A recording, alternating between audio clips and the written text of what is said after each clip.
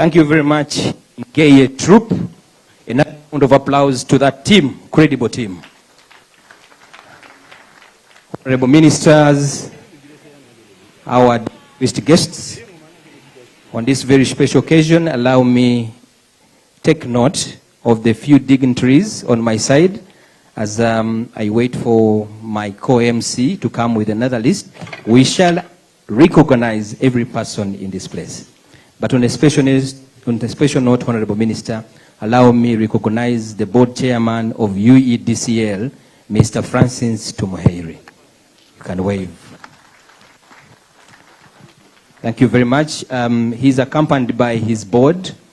Allow me recognize Engineer Cecilia Nachiranda Menya. In no particular order, Honorable Minister, allow me recognize Director Elizabeth Kasenene Romanyika. Honorable Minister, in that order, allow me recognize Director Atone Lydia Ocheng Obo. Honorable Minister, allow me recognize Director Christopher Jisha. You are most welcome. Honorable Minister, in that particular order, with the men, it was not intended. Direct Kalanguka Kayondo Stephen. You are most welcome. Honorable Minister, allow me recognize the presence of the Managing Director of Uganda Electricity Distribution Company Limited, Mr. Mwesigwa Paul. And his entire management. If you are there, you can stand for recognition. Management of UEDCL, let's stand for recognition. Thank you very much. Those are the men and women to ensure that this day is a reality. In no particular order, allow me to recognize the Chairman Board of Umeme Limited, Mr. Patrick Bitature. Let's give him a round of applause. He has held fort for 20 years, this very incredible asset, and we want to thank you. Let's recognize the Managing Director of Umeme Limited, Mr. Celestino Babunji. Thank you very much, Mr. Celestino. And in no particular order, let's recognize the management that has been working tirelessly to ensure that this light is on for the last 20 years. The management of Umeme, stand up for recognition.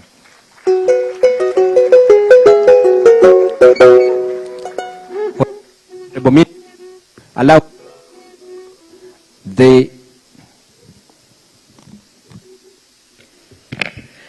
Honorable Minister, allow me to recognize the Managing Director of UEDCL, Mr. Joshua Karamaji. Honorable Minister, allow me in that vein to recognize the Chairman Board of the Uganda Electricity Generation Company Limited, Engineer Proscovia Margaret Njuchi. You're most welcome. Allow me also to recognize Director Hope Bizmana, Board Member of UEDCL. In that order, allow me also recognize the presence of Dr. Nixon Kamukama. Thank you very much. We shall be recognizing everyone. But Honorable Minister, our chief guest, I've been running through the last night and I've been imagining the incredible achievements you have had in this period. They are countless. But I'll just try to remind this audience some of the incredible things that we have witnessed under your guidance. Namamve substation, Namamve thermal power plant, formerly operated by Jacobson, returned to government of Uganda. Can we give a round of applause to the minister? The Karuma 600 megawatt hydro power plant, commissioned and fully functional. The return of the Nalubale Kira complex, only under her tenure. Another round of applause. The commissioning of the GRP projects in the West Nile that saw the powering of the West Nile region, answering the long-term pain of the people in the West Nile region under her strategic guidance.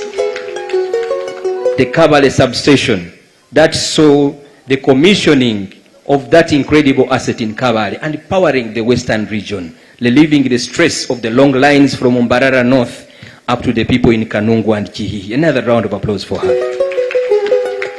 The passing of the Electricity Act of 2022, an incredible task. Thank you very much, Honorable Minister. Last but not least, the achievements are incredible and we can't finish them in this small minute. The buyout amount. Honorable Minister, we want to thank you. We wouldn't be here today standing and smiling before this audience had it not been your tireless effort to realize this very critical milestone in the lease and assignment agreement. And of course, the several takeovers that have happened. PACMEX, Padela B Multipurpose Energy Cooperative Society Limited returned to UEDCL in 2023 under her guidance and watch. Kilembe Investments, CREX, Chegegwa Rural Energy Cooperative Limited. Honorable Minister and Honorable Minister of State, the technical team that you work with, the Permanent Secretary, these are incredible milestones and we want to thank you. I will invite my co-MC to continue with the recognition of the other dignitaries as we head into the big switch. It has been dubbed the big switch, and indeed it is. Thank you very much.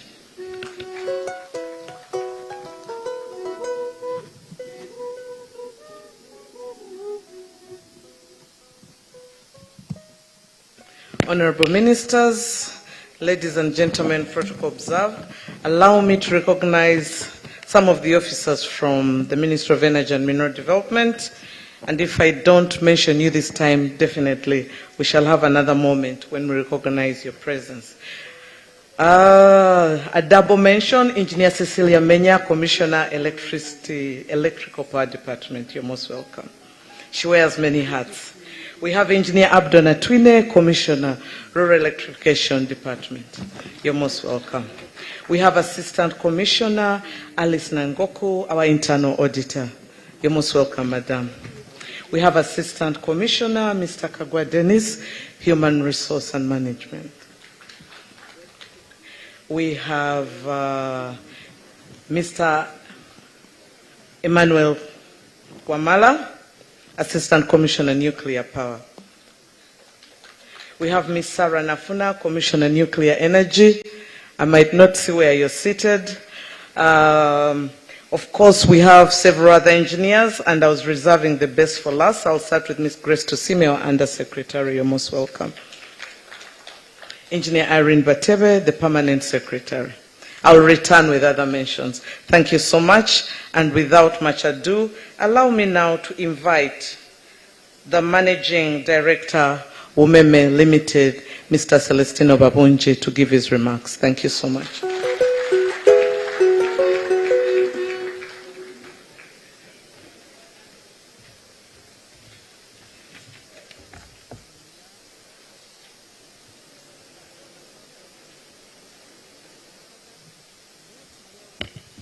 The Honorable Minister of Energy and Mineral Development, Minister of State for Energy, distinguished guests, ladies and gentlemen. It's a pleasure for me to be here today to witness what has been done with the big switch. I recall 2005, we were given a very small stainless switch. Now we are giving back a massive, big switch.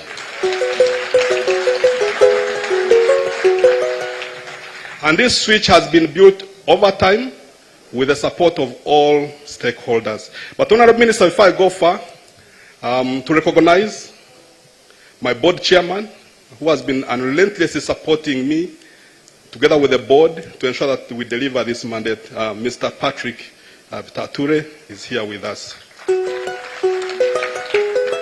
And in no particular order, my management team, I know you have been introduced as a team, but it's very important that you stand out to your individuals, because in the shadows of where you are, a lot of work is being done. I start with my CFO, he's called Andrew, CPA, CCA, Andrew Oye. I have the Chief Corporate and Regulatory Officer, a Blessing in Shao, and SEC also. We have the CTO, who is now a Ugandan. He came to Uganda from Zimbabwe in 2007. Mr. Simbiso Chimbima, big contributor to the big switch. We have head of capital projects, Isaac Aserwada, registered engineer. We have our head of internal audit, who is also the president of all internal auditors in Africa, and the CPO of the year last year, CPA Dorine Batebe. We have our head of HR, Dr. Fred Muita. We had our head of communications, the most famous face, Kawuju Peter. We have our chief commercial officer, Agnes Nalwanga. We have our chief information officer, Nelson Bagenda, and the head of supply chain, Patrice Namisano. That's the team that I deliver with, Honorable Minister, this mandate, and with the support of all staff. You recall, Honorable Minister, when we look at the archives, I tried to go back and read what made these changes that we are experiencing here. The first reforms. The government was very clear. There was a challenge in the country. Challenge in terms of efficiencies, challenge in terms of fuel connectivity of people to electricity, challenge in terms of technical limited capacity to run the whole supply industry, electricity supply industry, limited investments in generation, transmission, and distribution, and the whole sector was deemed to be not financially or commercially viable. That led to the first reforms, which were implemented 20 years ago. And I'm privileged, Honourable Minister, to have somewhere in my earlier years, as at Ernst & Young, participated in those reforms. I recall the reforms at UEB. I was there. I was also part of the team that worked tirelessly to set up Umeme, verify, reconcile balances and so on at EY. And formally I joined Umeme in 2006. And I'm glad that I've been at the helm over that period. Became the CFO in 2010, became the CEO. Exactly today, I make 10 years as the CEO of the sector. I can say it has been real pressure, 10 years of constant daily pressure. No Sunday, no holiday, all to serve our customers and improve the electricity distribution system. How does the big switch now look like as we hand over to Paul and team from where we started? Of course, the government required investments. Cumulatively, over $850 million was put in. The network, Paul, has more than doubled. You handed over 5,000 transformer zones. We are giving you back 17,000 transformer zones, 44,000 kilometers of lines. You gave me 250,000 customers. I'm handing you 9 times that, 2.2 million customers. Our safety record has been really strong, and I encourage you to keep it, to protect the lives of staff, the public, and other contractors that work on the line. Energy loss reduction was a big issue. We may take it later, but this eats into the financial viability of the sector. At the start, we had 38% energy losses. We are handing over at 16%, and hope you will be improved on that loss number. We had an issue of distribution efficiency, Honourable Minister, meaning that out of 100 units we used to get from transmission, only 50% will be converted into cash at the start of this concession. As we hand over, we are handing over 84% of units we get from transmission are actually converted into cash. That has led to the growth. We are handing over a business. When we received it then, keeping factors constant, it was generating around 160 billion with a lot of subsidies from government here, there. There was a vote. As we hand over, we are handing over with a turn of 2.5 trillion. Actually, this year, considering what we have been working with from the first quarter, it is a $700 million revenue business, growing at an average of 10%. That's what we are handing over. And we believe that should be protected because that goes on to attract investments upstream, downstream, and in generation. We are handing over a growing sector. Growth is very important. We've seen some sectors that grow in the negative. We are selling 5 times volume power compared to the previous period when we started. But more important, Honourable Minister, there's this fallacy I've seen around where they say, oh, the network is falling apart. No, the network is not falling apart. What is happening, if you compare between 2020 and this year, the network is carrying 70% more power than 5 years ago around the COVID time. Now, we are pouring all that power into the system, which requires investment. Actually, framing the question to the President, Honorable Minister, the network requires to be invested in and expanded to carry the load that is being driven by economic development, being driven by the number of connections that we are making through various government programs. So the challenge we are experiencing now is not that the network is not performing. We are loading the network with more volume power without opening the arteries to carry that power. That is the challenge you are facing now. Also, this sector previously used to be a net consumer from the government.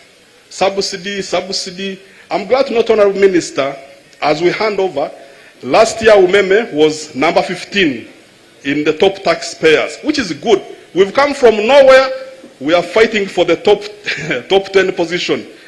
And we're also recognized by the URA as the most tax compliant payer in 2024, which is a good thing that they are now turning into a net contributor to the government coffers.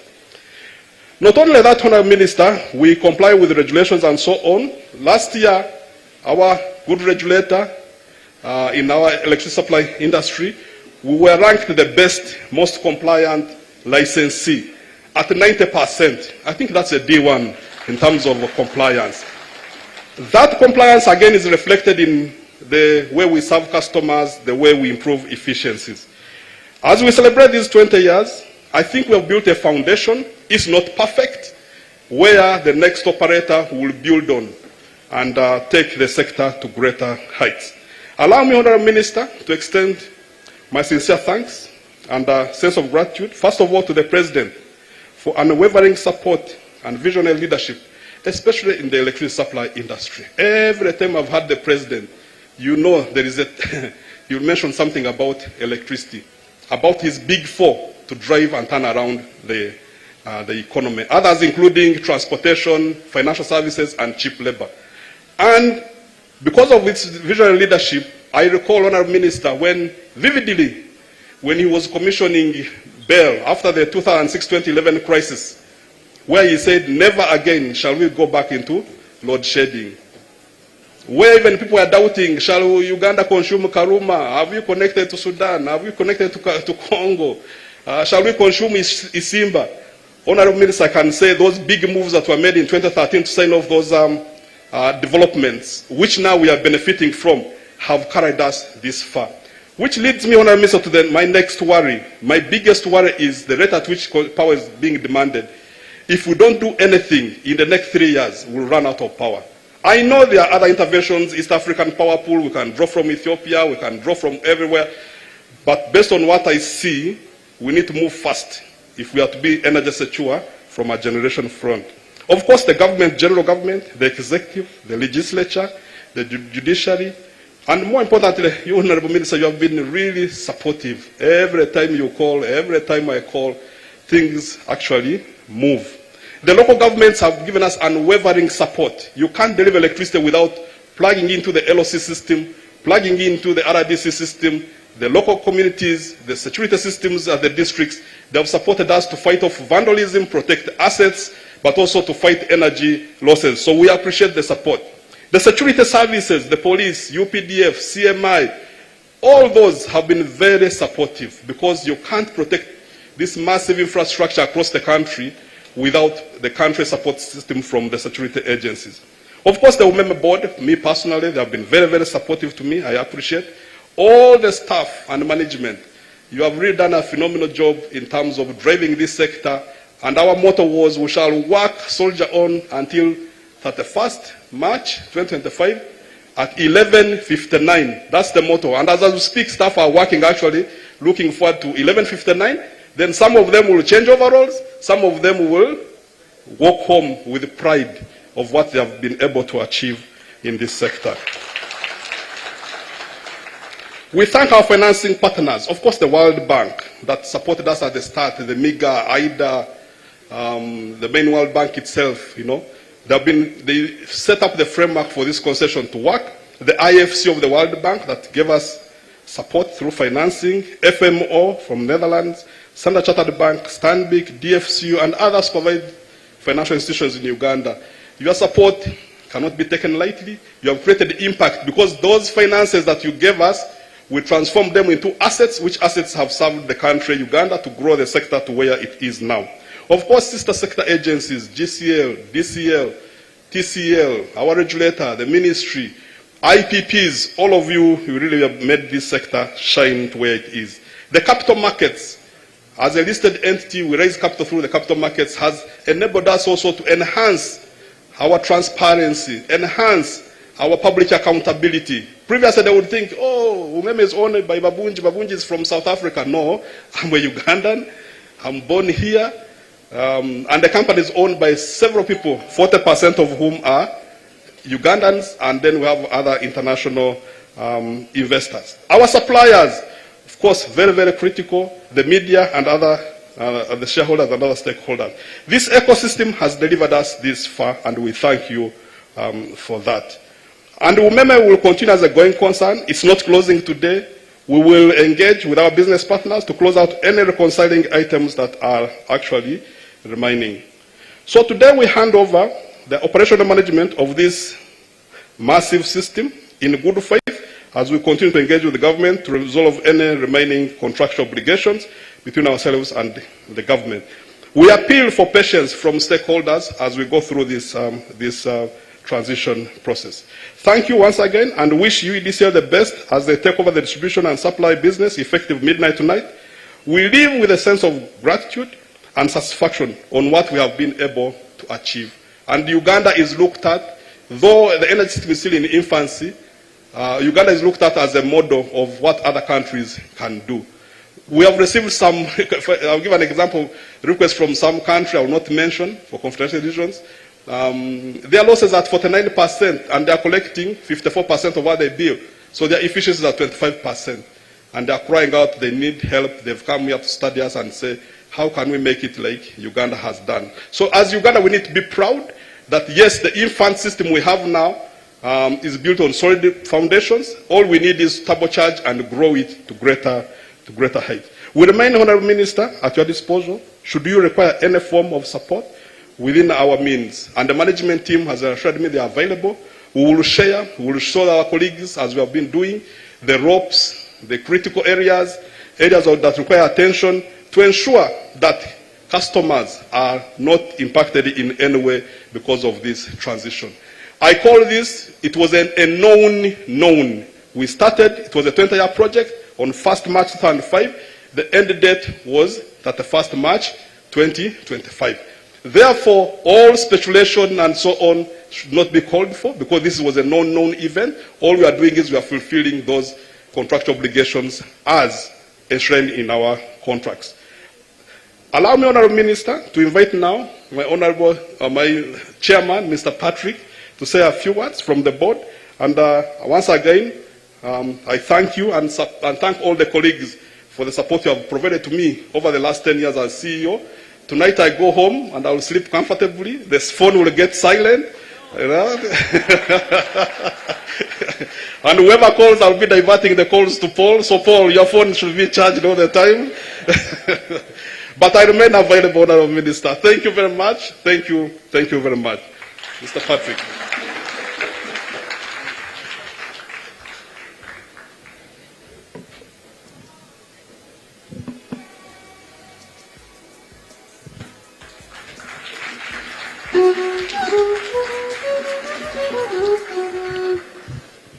Madam Minister, distinguished guests in your respective capacities, spare me the protocol, please. We're lucky today, we're having beautiful weather, beautiful day, it's calm. I was worried it was a storm coming, but it's calm. Reminded me the other day I was going to a function and lately it's been extremely hot. So we're in traffic and this traffic is something else that's got to be addressed. And these hawkers are walking around selling all kinds of things. And my wife sees these people selling a fan, this rotating fan. So please, we stop the hawker. Please help us. We'd like that fan. The fan is 40,000 shillings. I'm surprised. 40,000 for this fan with a battery? But the ladies nowadays with their makeup, they need to keep cool. These temperatures were something else. I said, give me something cheaper, please. He says, I have this one, which you open like this, and you just have to fan like this. Ah, much better. Give me that one. How much is that? 10,000. For that, the other one is 40, this is 10. I was surprised. But these guys are very smart. He says, it's okay. Let me give you a cheaper one if you don't want to afford that. He had another one, he pulled out. It looked like the other one, but it was already open. 5,000. Excellent, give me this one of 5,000. I took the 5,000 one, gave it to my wife, and he walked down the road. 2 minutes later, my wife used it and it collapsed. And I started hooting for the hawker, come back, you've cheated us. The man comes back. I said, look at this thing you've sold me, it has already collapsed. He says, no, you don't know how to use it. That one of 5,000, you don't fan like this. You use your head, you move your head. So, the message today is you get what you pay for. Umeme, some people have been saying we're so expensive, we're all kinds of things, you're cheating us, but it has been a journey we have come on this country. I've been on this board for 15 years, over 15 years, and at the helm of the board. At the beginning, I was sitting on a board, but my management team were all Muzungus, expatriates. I am proud that we had a deliberate policy to bring Ugandans on board, and when I look at them today, I'm so proud of this team that has delivered Umeme in the last 15 years. It shows we can do it. Another big challenge I had was corruption. When I joined the board, we were number one in corruption, above the police, above everything. People forget easily. But it was Umeme, then police, then other institutions. We had a policy of zero tolerance for corruption. I made it my personal business to get involved. I invited groups of Umeme staff in chunks to meet me at Protea Hotel. I give them a lecture and talk to them. And I told them quite sternly, some of you will not be here in the next 6 months or 1 year because I'm not going to tolerate corruption. I don't care about the process and procedure and your unions. We will fire you on the spot. You go to your unions and sue us. I don't care. And that's the position I took from a private sector perspective. And all this protection they thought they had to go away. Slowly, we disappeared off the radar of corruption. You had to make Umeme a personal business. And wherever I went, I got to know with the staff. I would stop when they are working and greet some of them. Eventually, they got to recognize me, most of them. Even when they are driving recklessly, I chase them, I hood them. When they realize it's me, they change their behavior. We had a culture of changing mindset. It's taken time, but we have done it because we had that period of time, 20 years. So we're handing over to you. 80% of our staff have been absorbed. So we're handing over to you a well-looked after, manicured, mindset-changed staff. I hope they deliver, and I'm sure they will. So mine was really to move a vote of thanks. I must begin by thanking His Excellency the President. Because if this man did not give me an audience, especially at the beginning, we would not have delivered where we were, where we are today. He's one man you could ring, make a call, I want to speak to His Excellency. You book the call, you wait. The next day he would call you. Now that was not very common. At many a time he'd call me, and I am in London, or I've traveled, and it is 5 a.m. because that man wakes up very early and starts calling very early in the morning. When you pick up the phone, you are in London, or 2 hours, 3 hours behind, you get up and you stand waiting, hold on for him. You hold on and hold on, they say, sorry, we'll call you back. You don't go back to bed, you have to stay waiting. That's the way we began this country. Because he was managing things directly. And if there was a problem, he'd call you.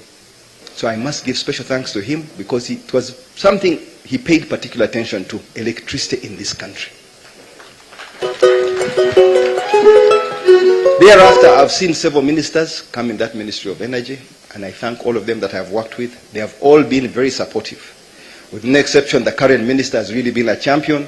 Anytime you call her, you WhatsApp her, she will respond every single time. I thank you, Madam Minister, for that support. That culture you have brought all your team, they all respond, and they are so responsive, Mr. Minister. The regulator, Ira, the lady has been a champion. No nonsense, very tough, but very fair. She knows exactly what she's doing. In the past, we had a lot of run-ins in with the regulator, but now we have had a smooth working relationship. We know what she stands for, and she always stood for fairness, and that was something we understood. I must thank the board with which I've worked. I've had a resilient board. And I always told my shareholders when I'd have meetings that I have to make sure that I am surrounded by people that are smarter than me. I did not want anybody on my board who was not as smart as me. They had to be smarter than me. Then they were useful to me. Otherwise I didn't need them. The board, I thank you in a very special way. None of them are here today, but they did an excellent job. They've been very supportive and they've done a very good job to deliver us where we are. The management team, as I've said, they've done an excellent job, especially Celestino, the CEO, because this is one man who has stood out. Before he became the CEO, he was doing his work, but people didn't recognize him. Now he's a celebrity everywhere he goes, and I'm proud of that, because he delivers. Wherever he goes, he's recognized. Madam Minister, please, it is good to recognize the people in your team, especially when you have a champion amongst them, because the culture goes through to the rest of the staff who work with him. He's done an excellent job, and many people doubted when we removed an Irishman who was the CEO before him. Said, how do you bring in somebody we don't even know? But this man knew the nuts and bolts of this business like the back of his hand. Until today, he has all the figures. Anytime I'd call him, he was always on alert. Thank you, Celestino, for doing an excellent job. My customers, I want to thank the customers, because to me they were personal. All the customers on Umeme's grid. I tried to relate to as many as I could. They did an excellent job to tolerate us, because we had a lot of challenges. People forget and they think that we live in Japan or Korea or America, where when power goes in 1 minute, they are jumping up in excitement. What the heck, power has gone? They forget where we have come from. It's been a journey. Until our grid is built overhead, most of the grid is overhead, not underground. In those countries, when it rains or doesn't rain or snow, their grid is underground. It doesn't make a difference. But here, every time there's a storm, Umeme is going to go. People are looking at us. So whenever power would go, even at times it would go in away in State House. And I have to shudder. Umeme, everyone looks at you like it's your fault, power has gone. These are the conditions in which we live. And so long as our grid is built overline, the branches, the trees, with our beautiful weather and our beautiful soils, rain will come and the trees, the vegetation will flourish. We have people who cut lines throughout the country. We are recruiting people to keep maintaining the lines so that they are free of these trees and shrubs. People take it for granted. But I'm glad we have delivered a 20-year concession. We are proud of our accomplishment. We still have a bit of work to do. Some people feel that the negotiations have got to continue. Yes, they are going to continue. I need to assure my shareholders that buyout amount is not what they expected. But that's for another day. We shall talk about another day. We shall have an AGM. We have worked in good faith with the government of Uganda, and I'm sure we're going to conclude these discussions. We have received our payment, the initial payment that was undisputed, and for that we are very grateful. For anybody who doubted us, Friday we received over $120 million in our account. I thank you, Madam Minister, for that payment. We're going to address all the challenges remaining, and we are here to support the new team led by Paul Mwesigwa, UEDCL, the new chairman. We are here, a phone call away, and we'll always be supportive. It's a contractual obligation anyway for the next 6 months. The people who wrote this concession 20 years ago, they were brilliant minds. Nobody could have envisioned what we shall be dealing with today.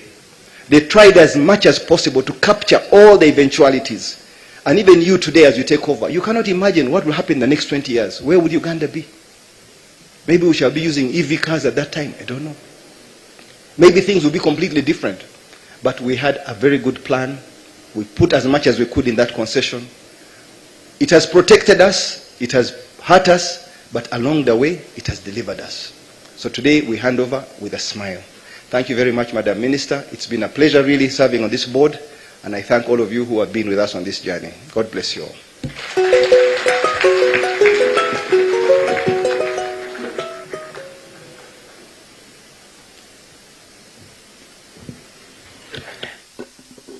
Another round of applause for the past speakers. Thank you very much, our chief guest, Honorable Minister. Allow me to recognize the members of Parliament who are here. The Honorable Christine Bukenya Sendaula, Woman MP for Chankwanzi. You are most welcome. And she sits on the Committee of Natural Resources. Allow me also, Honorable Minister, to recognize Honorable Juliet Agasha Bashisha, Honorable MP for Mitoma District, and she sits on the Committee of Natural Resources. Honorable Minister, allow me also recognize the Honorable Dr. Magolo John Faith, MP for Bungoho. I pray that I pronounce it very well. Bungoho North, that is in Mbale. Honorable Minister, in the same vein, allow me to recognize the authority chairperson. I'm doing this, I think she was recognized, Dr. Sarah Wasagali Kanabi. Honorable Minister, allow me to recognize Director Joseph Hiria, who is in the capacity of the Auditor General. A round of applause for him. I guess we are also here partly because of his reason. We want to thank you for the tireless efforts that you have put in to ensure this transaction comes to a closure. Honorable Minister, allow me also to recognize Engineer Kenneth Kijuka, the CEO of National Housing Construction Corporation. You're most welcome. Honorable Minister, allow me to recognize Mr. Irumba Rogers Kaija, the Undersecretary of the Office of the Prime Minister. You're most welcome, sir, and feel at distribution. Honorable Minister, you realize that your endless list of achievements can't end. I've been with the media colleagues out there and I've been saying you are the most responsive media person. You respect the Fourth Estate and we want to recognize you as colleagues in that trade. All right. Another round of applause for the Minister, colleagues. In no particular order, Honorable Minister, I want to take this single opportunity to invite the next speaker, and who is my direct supervisor, the Managing Director of UEDCL, Mr. Paul Mwesigwa. That hand clap is not enough, ladies and gentlemen. All right, thank you very much. Better one.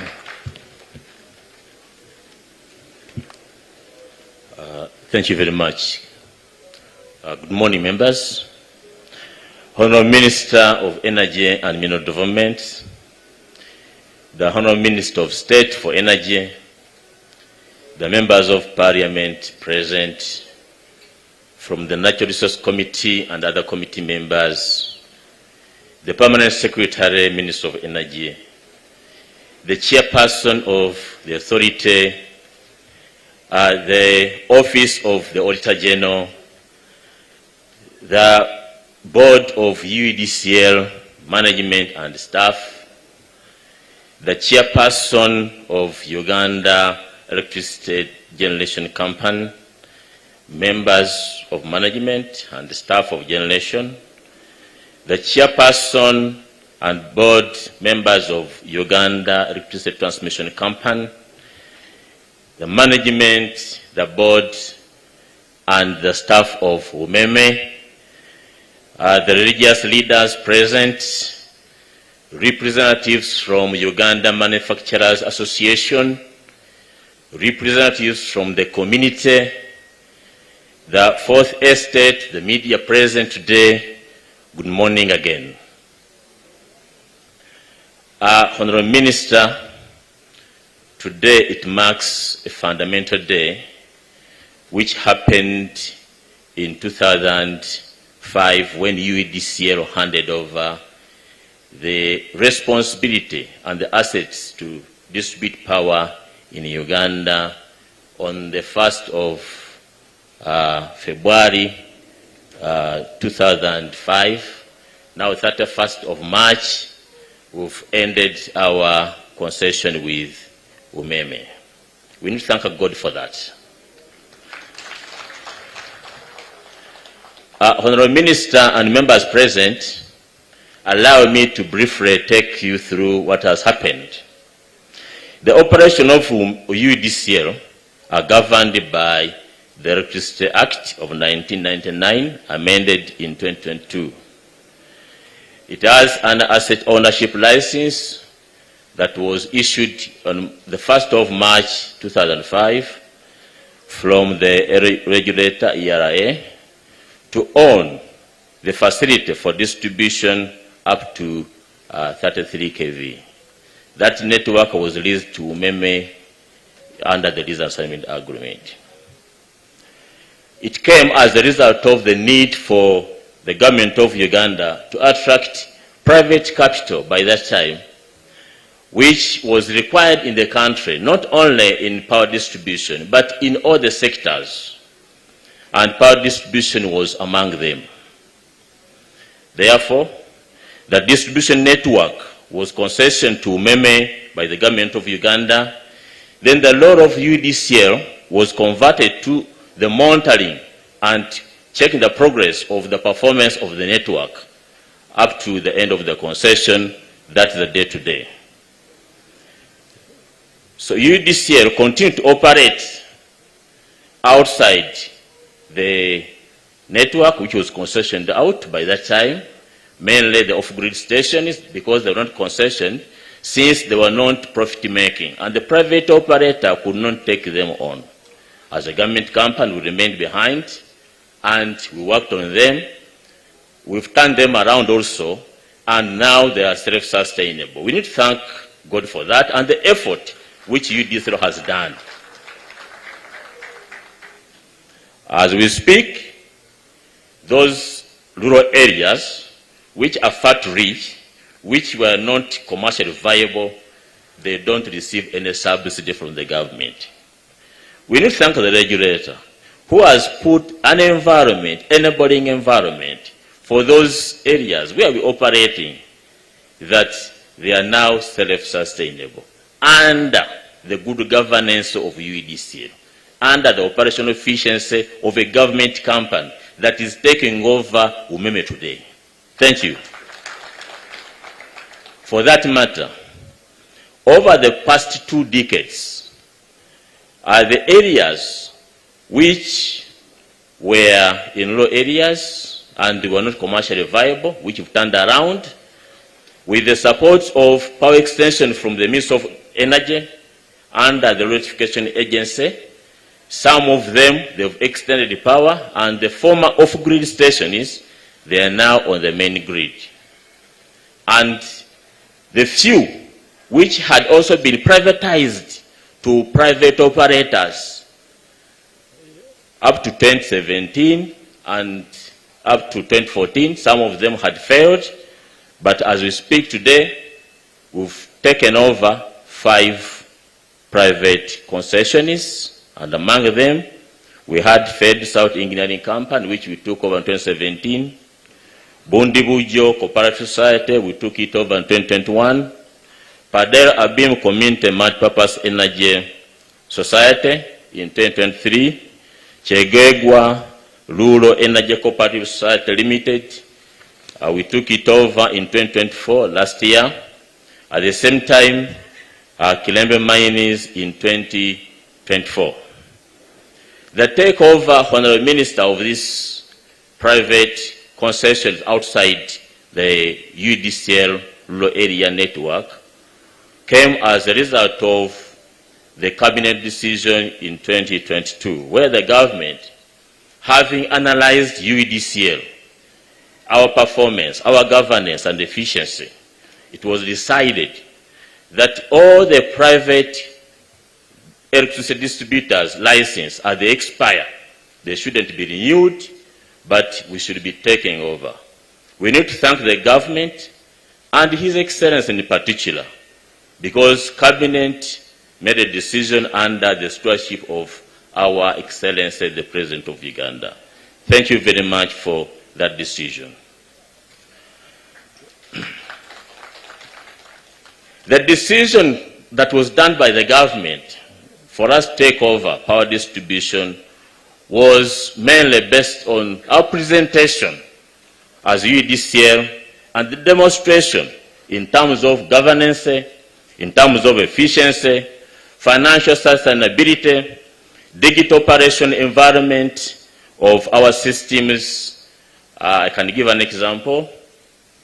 We've ran the recruitment process in a recorded time of 75 days, where we have interviewed over 2,995 employees.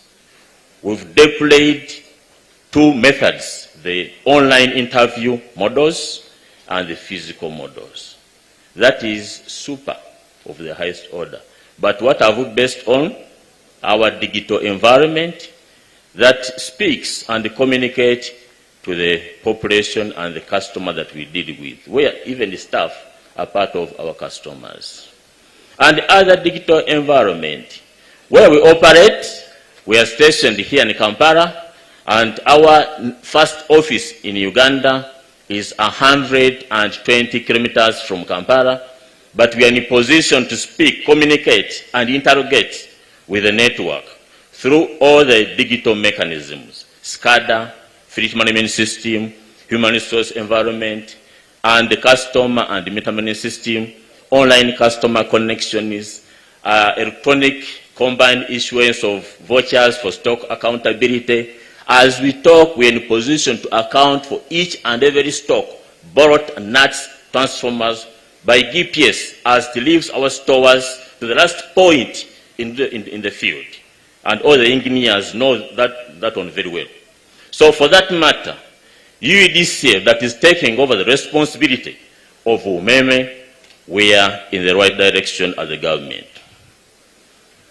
All the takeovers that we've handled are deliberate, and they underline on the philosophy of the business, where we believe in connecting the customer and making that power available through the controls in place and the system that we are managing accordingly. So UEDCL business philosophy has 5 notions which you follow to the latter. We need to take a note that these are: connect the customer. We connect the customer online, and our people visit you without visiting our office.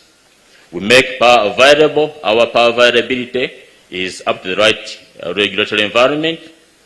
Manage energy losses. Where we operate is a low area, and we expect, based on our target of 14.59%, we shall achieve it. That is the target for energy losses for the year end December 2025. And I've worked out models and concepts with the management and the board that we shall be in a position with the investment requirement that you've put to the regulator. We need to thank the regulator and the Minister of Energy and the Minister of Finance for availing the financing that we shall need for that exercise. Then the other philosophy is collect the cash. We need to appreciate that in the value chain of electricity, the distributor is the converter of electronics into money. So, all the power generated by the generation company, transmitted by transmission company, end up into our network. And our obligation is to convert those electronics into money. Our cash collection is 100%. No shortcut. If we connect you on our network, you have to pay. And customers are paying. How we've deployed systems in place. We need to update members in the gathering and online that we have 99.9% of Customers operating on prepaid, up to 500 kVA connections, medium voltage manufacturers, they are on prepayment, including government installations, police, barracks, and other agencies. Therefore, we are there to hit the road, and we assure the transmitters and the generators that the cash will be flowing. The investors on the generation side, they should be assured that they will be in a position to get and recover their investment accordingly. The last philosophy lies on promoting safety. We are sure and aware that the network we operate, the product that we sell, is fairly risky and dangerous to the population, so we manage it accordingly. So the transfer coordination, during the process of taking over, through the guidance of Honorable Minister, an interim committee was established, chaired by the Honorable Minister of Energy, and on that committee, there are members from Attorney General, Joint Technical Committee, chaired by the PS. Then for us as UEDCL, we are handling the Asset Transfer Coordination Committee with the Umeme, whose responsibility was reported to the Joint Technical Committee, chaired by the PS. We need to thank Umeme and the leadership of Celestino that the discussion, the transactions have moved on well, and today we are concluding the discussion that were happening in that environment. Honourable Minister, the management of UEDCL is also grateful for the support of the authority. We need to repeat this several times because they've done us a good job. But the main issue why we are very thankful to the regulator, that on the 31st of December 2024, we received our license and the tariff requirement and the parameters that we are supposed to operate. The processes are underway to hit the ball rolling. We have already commenced the procurement. Our stock is being filled. I can assure the population there were some pending connections from Umeme. Our warehouses are full. Tomorrow the 1st, we shall start deploying the logistics across the country. And within a period of 10 working days, all connections should be up and running. And we expect that in the next 2 to 3 months, all the pending connections will be cleared and we are up to speed. Our target for this year, in the next 12 months, we are supposed to connect up to 300,000 connections. We've done mechanisms and model. The good thing, more than 50% of the stock is in our warehouse, and we shall achieve that target.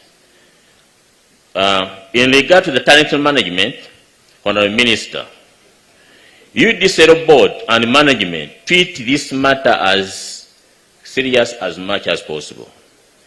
Thus, we deployed the most fairness environment of recruitment.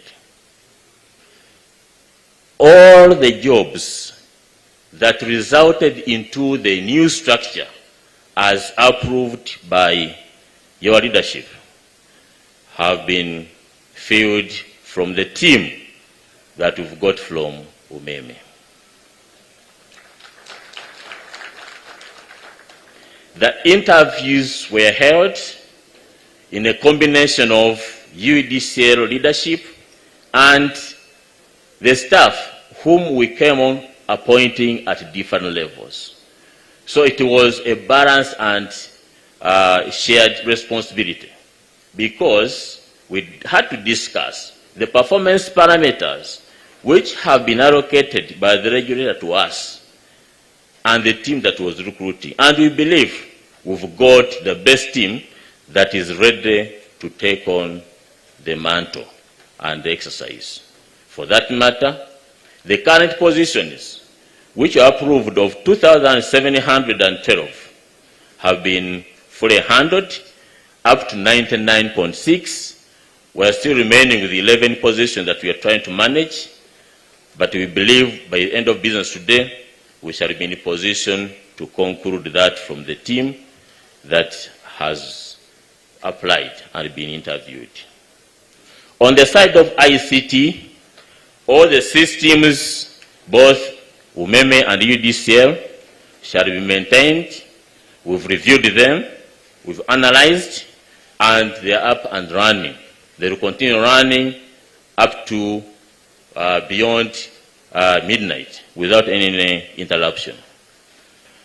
All the assets of Umeme, which has been in operation, we've done a stock, and they are fully registered in our books of accounts. For our ministers and members, we've also done an audit and review of all the offices which are previously run by Umeme. The good thing, out of the 51 offices which are currently occupied by Umeme, 26 belong to UEDCL, so they are our assets. We don't need to engage any other landlord other than engaging ourselves, which we've done. Then the balance, we've engaged the landlords whom have accepted to live with us, and they will remain open at the same time. Honourable Minister, as I head towards the end, we have also done an audit across the country for all the moving fleet, including laptops, computers, and as we speak today, the team that is across the country receiving the assets by end of business today, such that a stock is fully reconciled to what was audited during the year. However, I also need to assure the gathering and the Honourable Minister that all the assets which you've reviewed, like cars, land, trucks, motorbikes, they are fully registered in the books of UEDCL and the names of UEDCL. They're not in the names of Umeme, so we don't expect any asset to be lost.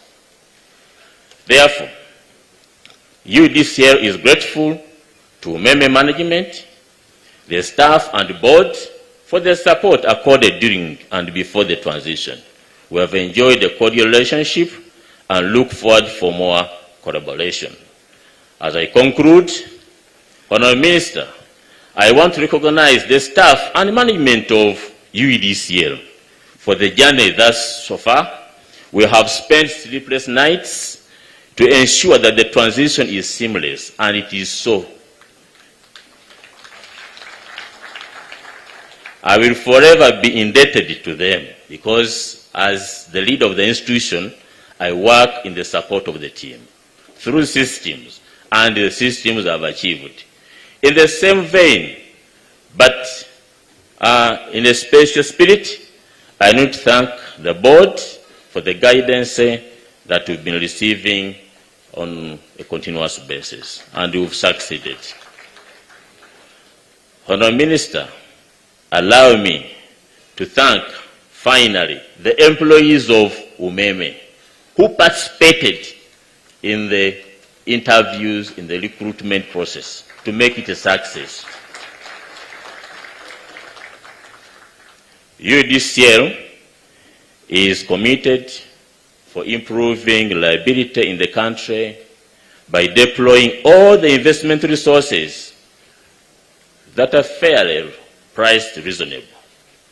And we have achieved and we have received the financing for the first 12 months, up to $74 million. This money is readily available. We are going to deploy it, and part of the monies that the procurements have started. So we believe that we are going to start on the good note, and in the next 12 months, a lot of activities are going to happen on the network. And we need to alert our customers. We shall be announcing accordingly where we are going to work and how we are going to execute for the inconvenience as we put the network up to speed with the current load that we are getting from the generation plants and the transmission environment.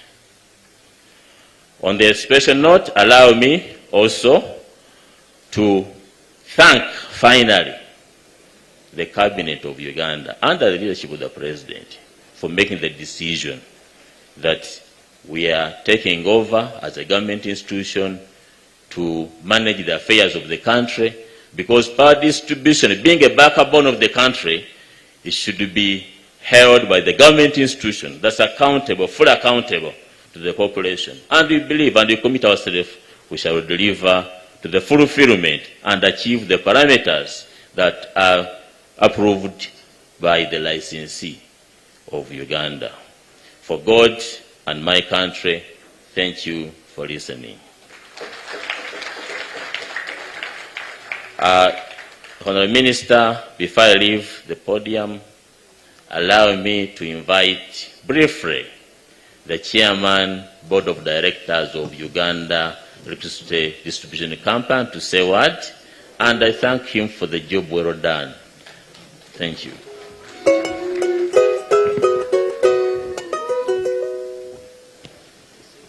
The Honourable Minister of Energy and Mineral Development, the Honourable Minister of State, the Permanent Secretary, Minister of Energy and Mineral Development,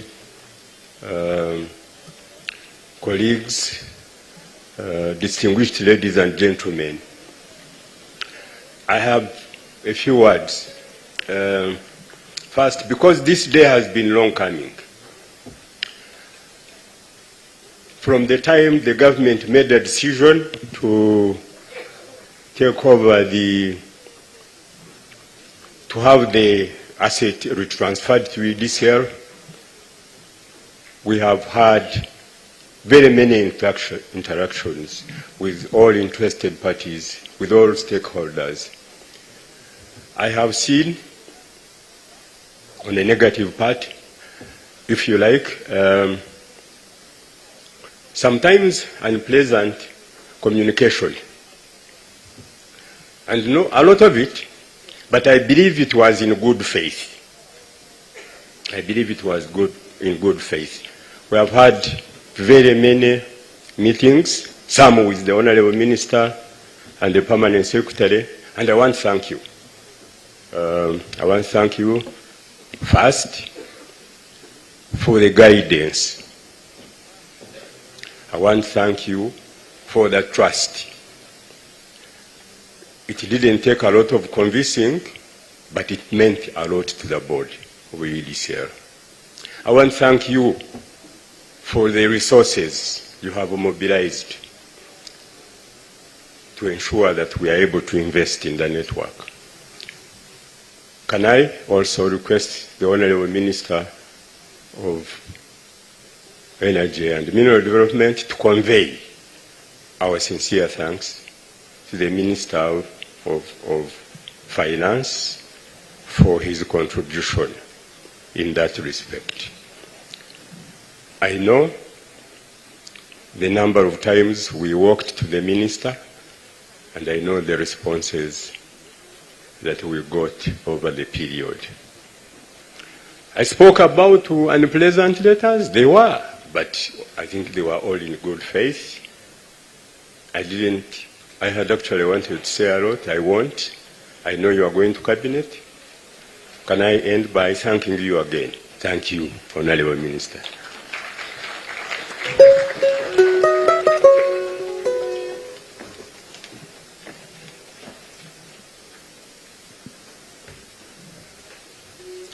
Another round of applause for the speakers.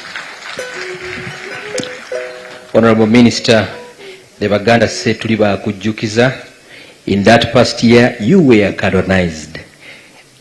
Honorable Canon, thank you very much for that beautiful year. Allow me on a special note invite the Chief Executive Officer of the Electricity Regulatory Authority, Engineer Zulia Tiwalwa Wako. A round of applause as she steps on the stage. Thank you.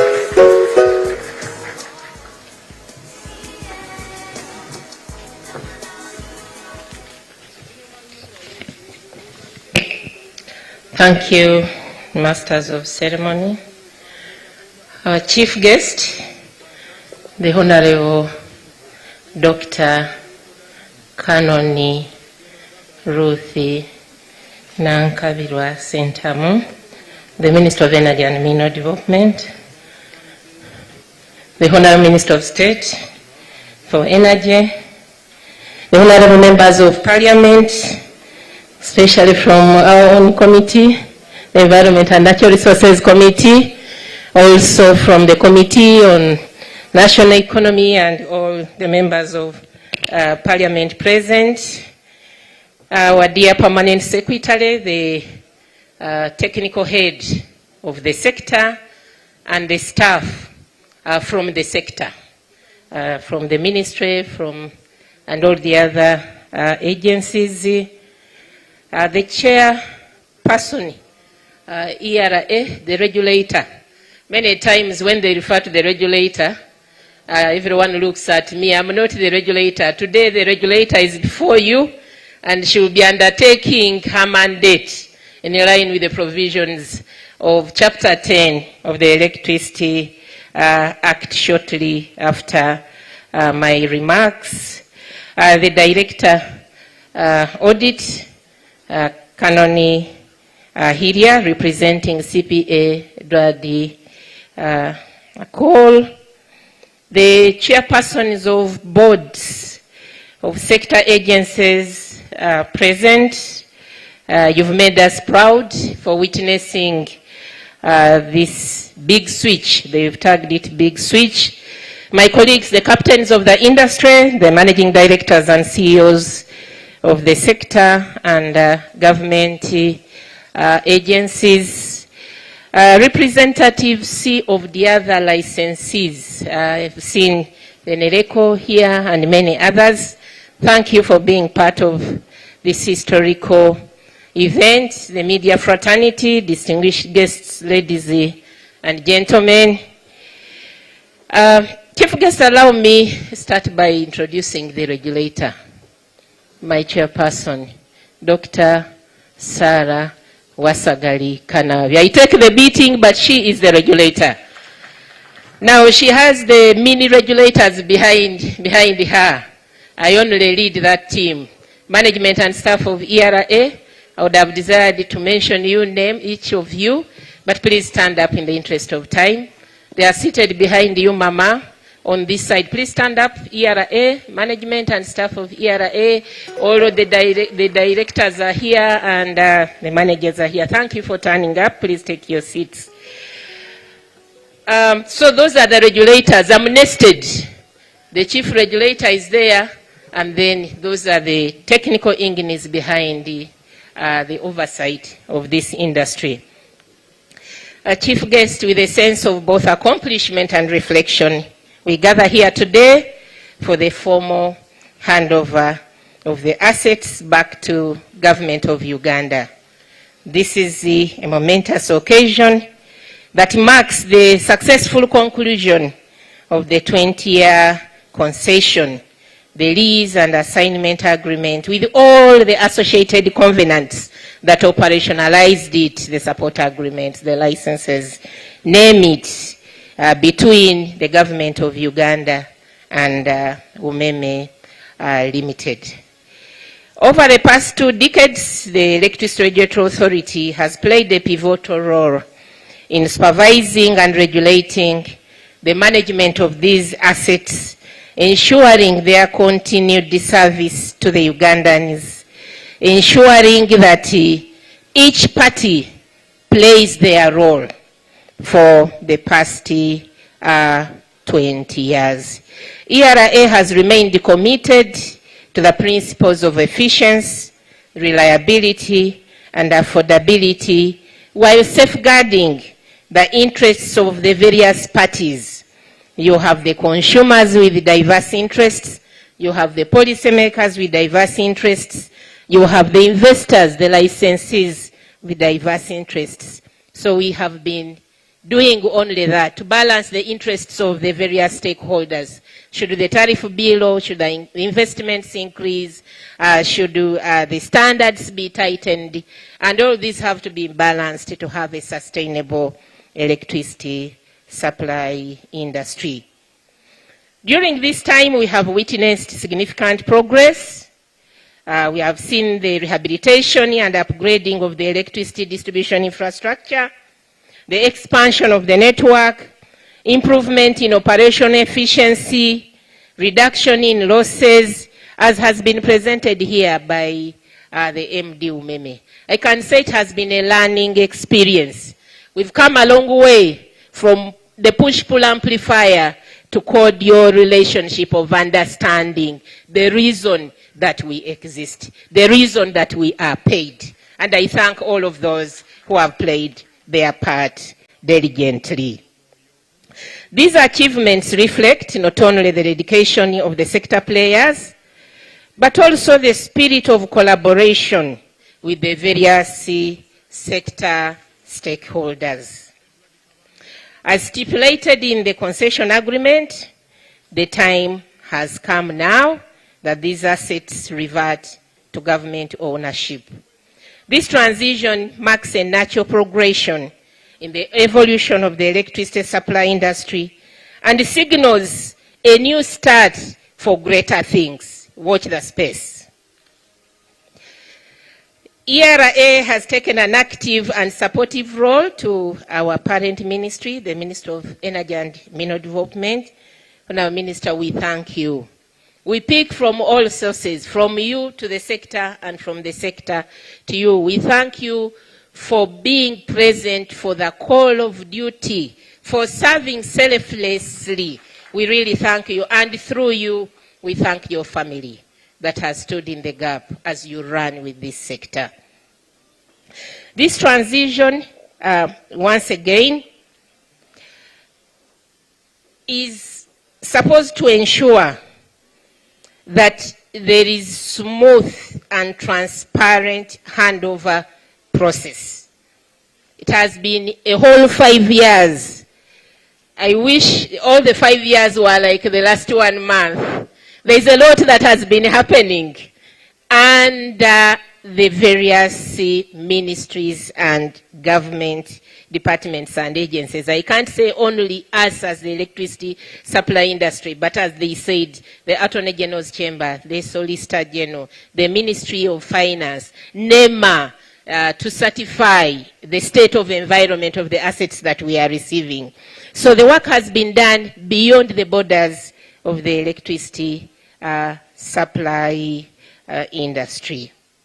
We are confident that the government of Uganda, through the Uganda Electricity Distribution Company, will continue to manage these assets efficiently and ensure their sustainable contribution to the development of the country and to the energy security and safety that the Ugandans are waiting for.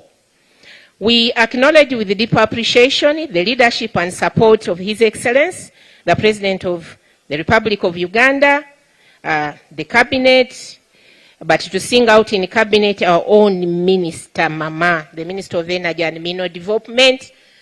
I think we have a success rate of more than 90% at Cabinet. Every time we go there, we come out victors. Let's give her a round of applause. She prepares, she reads, she asks us to ensure that when we're on the floor, she is comfortable to take charge. So we thank you, engineer. We've birthed an engineer in our own minister. She speaks the engineering language before cabinet, and you don't feel like adding anything. And when she asks, we all confirm she has presented it effectively. Thank you for reading. Thank you for having the passion to understand the language of electrons. We also acknowledge the support of the Minister of Finance, Planning and Economic Development, support of the Attorney General, the Office of the Auditor General, without which we wouldn't be here, but more so the Parliament of the Republic of Uganda. You took the beating on our behalf, but we are here together to say Asante Sana, God has made it. Thank you very much, and through you to the Speaker of Parliament that has enabled us to achieve being here today. As Umeme relinquishes control of the electricity distribution assets today, we are appreciative of their services. A round of applause for Umeme and team. The chair is my good friend, I can say. So being a regulator is very difficult. You can have friends that you cannot respond to their invites. But he understands me very well, very strong, straightforward, very transparent and predictable. You do what you are supposed to do, you don't have to whisper to anybody. It will be done. And you get your decision clean. You don't do, you will go to God and still come back and do it. Because we have a law within which we deliver our mandate. So I would like to thank you, the Chair, Board of Umeme, to thank Celestino. Celestino has asked me many times, shall we remain friends? And I said yes. The best friends, because we are in this together. The 10 years of your profession have been written in the electric supply industry of Uganda, and therefore we remain friends to deliver electrons to fuel the economy and to ensure we contribute to the socio-economic development of our country. ERA area affirms its commitment creating a conducive, transparent, predictable regulatory environment, one that fosters investment, innovation, and customer protection. Umeme has over the years grown the electricity customer base. I will not go through these numbers. They've already been presented by Setin. I only confirm that they are accurate. I can only add that the occasions where Umeme exceeded the revenue collection target. There are months where Umeme has collected more than 100%. What does that mean? It means our customers pay. They only late pay. So if a year closes with some who have not paid, in the following year, you'll see Umeme declaring, I've collected 102%. So I would like to thank the customers, the consumers of electricity. You've made us so proud. Because we need to be clear. You have the generation segment, because without adequate and available generation, Umeme cannot do a miracle. Transmission cannot do a miracle. So the government has invested in the generation assets, has invested in the transmission assets, and we had an effective distributor to deliver the last portion that interfaces with the consumer. So we thank the government, we thank the transmitter, but more so for today, we thank Umeme. Asante sana. And through you, to all your staff, all the way up to the sweeper, the cleaner, the driver, please appreciate the staff, that the regulator is very appreciative for responding to the call of duty. Because if any of them did not respond to the call of duty, we will not be here celebrating these improvements in service delivery. As we celebrate the good job Umeme has done to date, and welcome UEDCL to take charge, it is important to point out that the overwhelming investor interest in our generation segment, is partially built by a robust transmission and distribution segment. Because there is no way you can attract investments in the generation segment if they are not sure that they will recover their hard-earned invested capital. So I would like to thank you in that aspect, that you have lifted our investment climate to the effect that if today my minister stood here and said, I'm privatizing distribution, she will be tired. Her office will be full of so many applications because of the investment climate that you have contributed to. So this has given the investors confidence that the sector is self-sustaining and capable of paying their bills, because the Ugandan electricity consumer pays their bill. That is why I emphasize a round of applause for all of us and all those consumers of electricity on whose decision we stand on today to celebrate.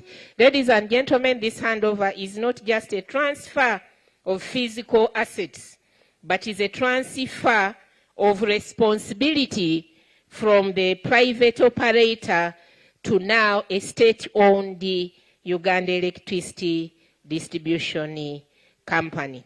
We must embrace this responsibility with diligence and dedication to ensure that the benefits that this transition presents in the electricity supply industry can reach every Ugandan. We want every Ugandan to enjoy the benefits that this transition presents. Thank you for that round of applause. Once again, I sincerely thank our supervisor, Mama, the Minister of Energy and Mineral Development, and your state ministers. You are lucky you got efficient and effective state ministers.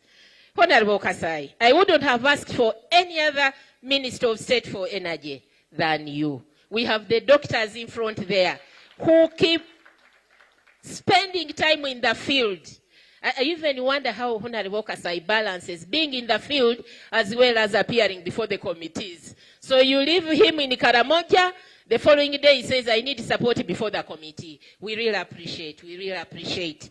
And in absentia, Honorable Nyamtolo, our youth minister, she has been all over and she has supported the main minister. So I would like to thank the three ministers.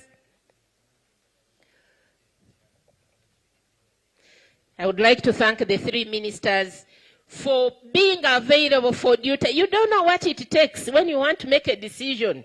And the law says you must take into consideration the policy of government. And you are looking for the minister, who is the interface between you and the government, and your policy head is not available. And you call, is not answered, and you text, she doesn't. my minister responds. She answers, she calls back, she texts back even when she's in parliament. Thank you. Thank you for making our work easy. You've made our work easy. So once again, I would like to thank you, Minister, our Permanent Secretary. I don't know how much I can thank you, but you are an engine behind the technical performance of the sector. You make us proud. She was the best PS last year. So we thank God that she gave us a performer. She gave us a performer, and we thank you, and through you we thank your family, because we know you sacrificed to be available throughout. We can't take that for granted. Thank you very much. We thank the concessionaire, Umeme. We thank the management and staff of UEDCL. Yes, my friend. Again, I got a question. Will you still be my friend? Here it came from the chair board, the UEDCL. Even when you stop being a chair, even when I stop being the CEO of ERA, we will remain friends forever. We have painted a record, we've painted history, we can never erase it. We will appear together before the committees of parliament. We are friends and we need each other. So we remain friends, my senior, the chair board of UEDCL. I extend my heartfelt appreciation to all the stakeholders for their support and dedication, and the best wishes that now I give to Umeme as they close this important chapter in the history of the sector. We believe we have taken the cream de cream, but because of transitions, as you can see, the MD has not crossed. Some of the managers have, the senior management has not crossed. So please remain available. We need you because the sector has trained you. You have our expertise. We are going to call you to partner with us to take the sector forward. Again, to thank Parliament. Mama, allow me to thank through you, Cabinet, but His Excellency the President, for prioritizing the electricity supply industry. There are many sectors, but there is no public speech that our President will not put us to order. So if you want to work, go and watch every speech of the President. You will come out the following morning, you will be meeting your senior management. Now we have this, we have this, we have this. That caretaking with passion, that guidance, that feedback that he gives us enables us to excel. So Mama, through you, appreciation to His Excellency, the President. As the authority, we pledge total commitment to the sustainable electricity supply industry. We wish all of you a happy day. We wish you UEDCL the excellency in performance, and we remain the regulator. If you want to benchmark on what we do best, the consultant is in that corner. They have done a lot of learning, hence enabling them to perfect the game and being able to deliver the milestones that we are celebrating today. From 12% access to nearly 60% access. From 38 losses to under 16. From 250 connections to more than 2.3 now nationally. 2.2 Umeme, and we have another 100 at UEDCL. So if you want to consult how the regulator can deliver decisions seamlessly, the consultants are available. Just get it. They are still available in their address. So consult them. So with that, allow me once again to appreciate all of you for turning up for this event, and appreciate the chief guest, and submit my remarks for God and my country.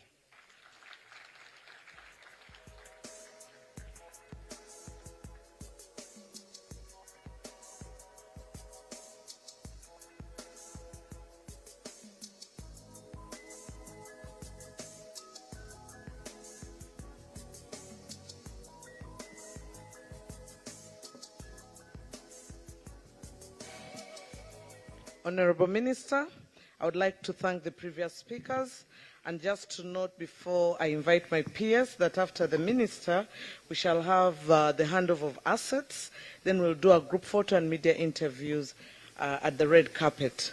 Without much ado, allow me to now invite the Permanent Secretary, Engineer Irene Batebe. Permanent Secretary, Minister of Energy and Mineral Development, you're most welcome.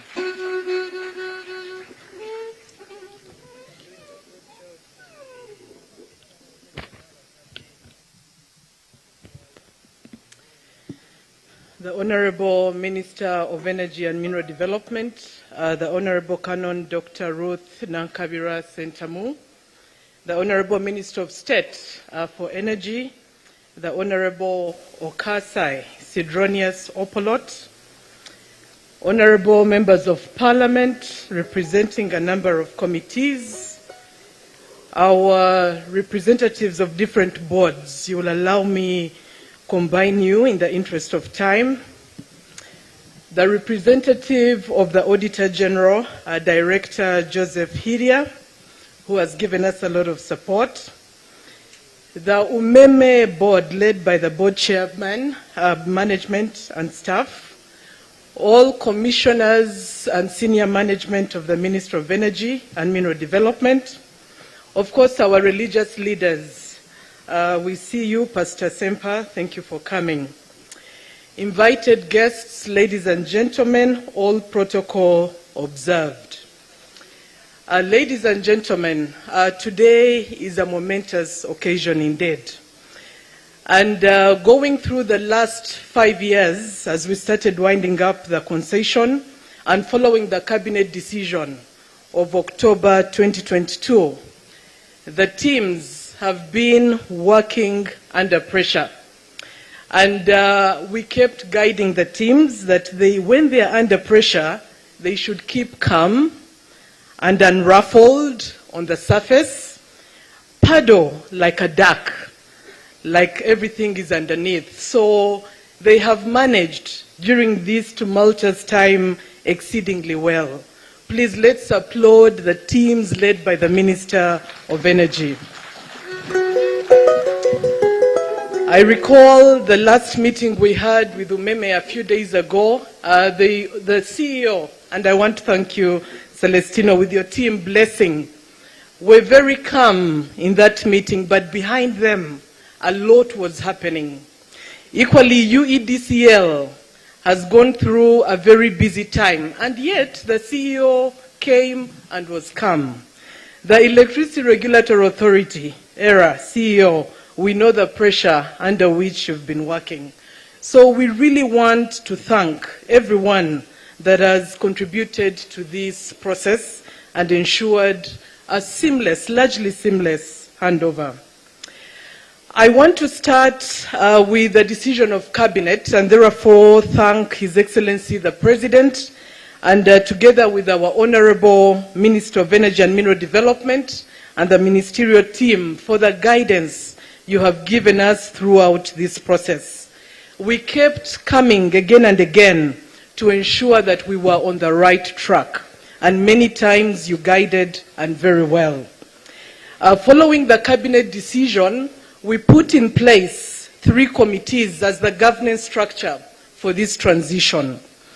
There was a steering committee that the Honorable Minister chaired alongside the Attorney General and the Minister of Finance. And without a doubt, the steering committee steered us, and very well. There was a joint technical committee where we sat as the technical team, where we were represented as the Minister of Energy and Mineral Development, and I want to thank the commissioners that led that team. Engineer Cecilia Menya, Engineer Abdona Twine, they were at the helm of guiding the ministry team in a committee that I chaired. The Ministry of Finance was a member of that team represented by the Permanent Secretary and the Secretary to Treasury, and we want to thank PSST in absentia for continuing to support this process, and at the end, ensuring we pay Umeme in a timely manner. We had the National Planning Authority, and we want to thank our appreciation to the authority for the support they gave us to ensure that this process is aligned with the national goals. I want in a special way to thank the Electricity Regulatory Authority CEO for the strength, but also the courage you brought to this process. Together with your team, we want to applaud you. The Uganda Electricity Distribution Company Limited was a member of that committee, and without a doubt, Mr. Paul Mwesigwa, you steered this process and very well, calm under pressure. It's to a point that sometimes would worry. Mr. Mwesigwa is very calm, but he has mastered the art of leading under pressure. I want to thank the Office of the Prime Minister, that was also a member of this committee, and Mr. Irumba, please pass on our gratitude. You can stand, because they ensured we are well coordinated within cabinet, but also government, to deliver on this process. In a special way, under the coordination committee, where UEDCL sat with Umeme, I want to thank Umeme, Celestino and your team. They were very responsive. We had a few hiccups along the way, but we resolved them. I want to thank Celestino, Blessing, but the entire team. Indeed, Mr. Vitature, you had an A team, and continue lending them to us whenever we need them. Thank you very much. We had support from the World Bank, back end, just monitoring and guiding us on those things where we needed guidance where necessary. And I want to thank Makados. They are here, our technical advisors. Just stand up. Makados Aries, just stand up. So what Makados was doing was largely to sit, we call them the red team. Everything is going on, we are all up and about, but you have this third party looking from the outside in and being able to guide us on where the risks lie and ensuring we've captured those risks and very well. And indeed, the guidance you gave us has supported us, especially in the recruitment strategy. We thank you. I want in a special way to thank the Auditor General, our Director here, in the absence of Mr. Cole, for the leadership you provided during this period.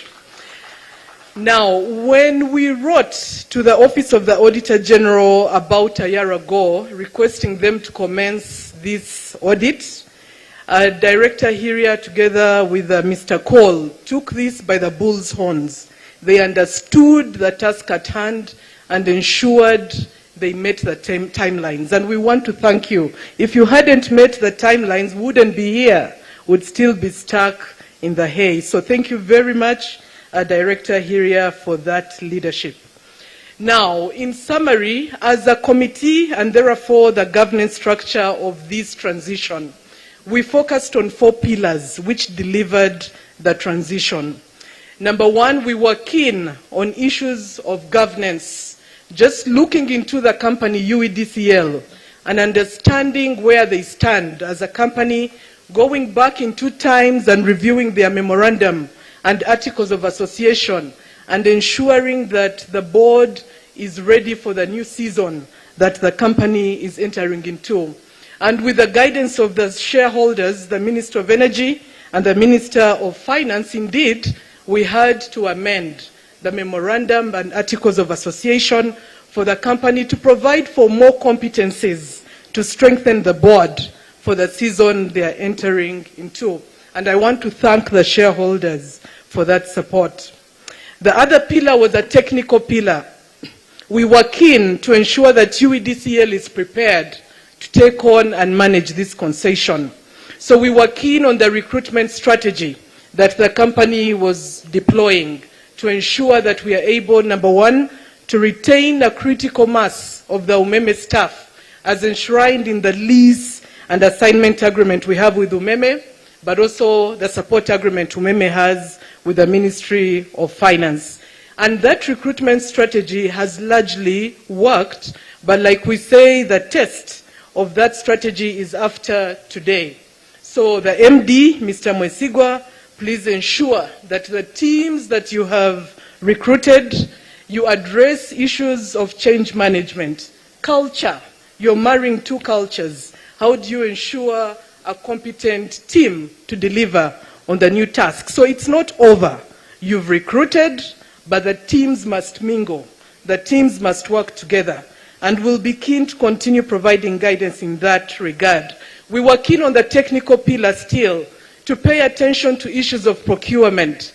How does government support UEDCL in this season to procure efficiently and ensure they have the necessary materials to continue supporting supply of these public goods? And that we have endeavored, and we continue to work even with the Ministry of Finance to see if there are specific reforms we need to undertake in the PPDA law to support companies like UEDCL in the commercial space to operate commercially and not be encumbered by the bureaucracies that some of the laws bring time and again. We were keen under our third pillar to look at issues financing, to ensure, number one, that the buyout amount is mobilized, and we thank finance, but also ensure that UEDCL is supported and we ensure their financial sustainability. And we are happy to report, like the MD already indicated, but also ERA, we have made provision of sufficient funding to enable them continue operating the assets, and we are thinking long term. We continue to work out mechanisms with ERA, but also the Ministry of Finance to ensure the sustainability of the sector and UEDCL specifically. We had a fourth pillar, and that was largely the audit process and how we handle the transition. So, Honorable Minister and members, we want to use this opportunity to once again highlight, and it has already been indicated by the different speakers, that UEDCL is not in this alone. We are walking the journey with them. The Electricity Regulatory Authority has already given them key performance indicators. They have targets. They must deliver on these targets. If they don't, they will be penalized. So we are keen to ensure the company delivers on these targets. We are aware of some challenges Umeme has encountered on the collection side, and we have tasked UEDCL to ensure that all the remaining institutions that are not connected to prepaid meters are connected so that you're assured of your collections.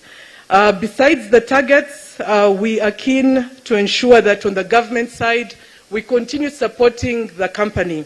Just like we've done for Umeme, we've been deploying government financing, whether GOU government or development financing, for example, like we have under the World Bank Electricity Access Scale-Up project to grow our grid. So that support will continue to be extended to UEDCL.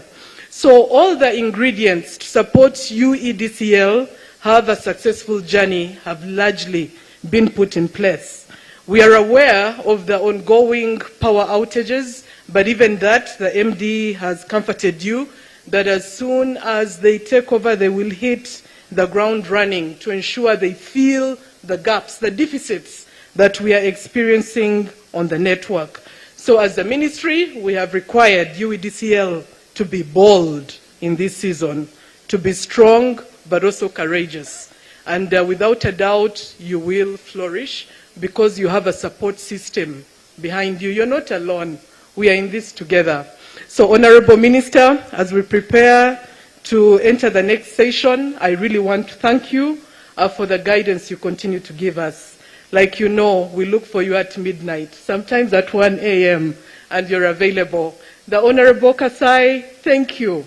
Honorable Kasai mentors us. He mentors us to ensure that we continue doing our work and very well.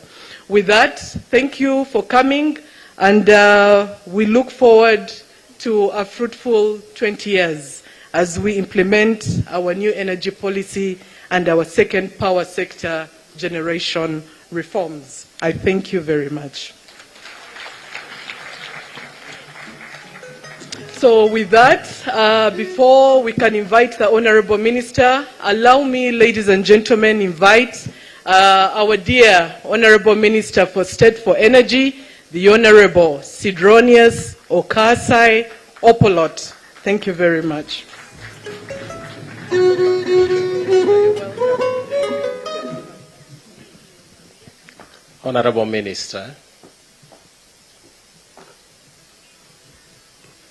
the various board chairs, especially the one of Umeme, honorable members of parliament, and all of you, good afternoon. Oh, it is good morning still. It is because I woke up very early. I thought I've been up for a long day already. I'm so delighted standing here today. It has been a lot of pain getting through the questions both in the cabinet and parliament, asking, will you manage to get this transition through? I'm actually delighted we have reached a stage where I can say we have succeeded, Honorable Minister. While my friend Dignitary was talking about electricity, in various fora, they actually say, Minister of Energy, do you really have energy? Do you have power? And when that question is asked, confidently we said, yes, we have power. So I must thank you for your passion for the energy sector. I honestly would wish to thank you for insistence on changing the character of Umeme. I listened to you how you went through it, and I think we went to the same school. I actually believed in the transformation that you achieved. So well done. It was a long journey, but you delivered it. I wish to thank the cabinet for the so many hard questions which were positive in nature. The questions were in good faith, making sure we are on top of the game. Honorable Minister, it's nice working with you. I wish to thank my colleagues, the members of parliament. Without those hard questions, maybe we would have faltered. We took those questions in good faith. And today, when we are standing here, we are celebrating the success of everyone who has been working with us through this hard path to deliver the transition and the transfer of the assets, from retransfer of the assets from Umeme now to UEDCL. And to my team in Ministry of Energy, I believe in you. I will not fear, actually, when I'm going to Parliament or Cabinet, because I have, a very strong team behind me. P.S. Thank you for your leadership in the ministry, and to all my staff who have delivered this, and Umeme Chief Executive and the Board Chair. Don't let us and say, you are done. This morning when I was traveling from Soroti, I kept my eyes open. And I was looking out, is there any darkness? Because today is the end of the concession. I'm glad to actually announce I never saw any darkness wherever there was light. So, well done, Umeme, and well done, UEDCL. And I look forward to continued delivery across the value chain of the electricity. Generation who have got to push hard. I heard him say, if we don't work hard, Celestino, you said it, in the next 3 years we shall have a shortage. We take that seriously. The Chief Executive of UEDCL, who have got, and your Board Chair, who have got a task to stabilize and deliver power in adequate quantities to wherever there is a call for electricity. And UEDCL, I will not leave Umeme out. We shall continue delivering on the distribution segment of that value chain. It is not my day to speak. I must stop here and thank all of you for listening to me. And with this, I wish to invite the Honorable Minister to come and deliver her speech and then see the transfer of the assets.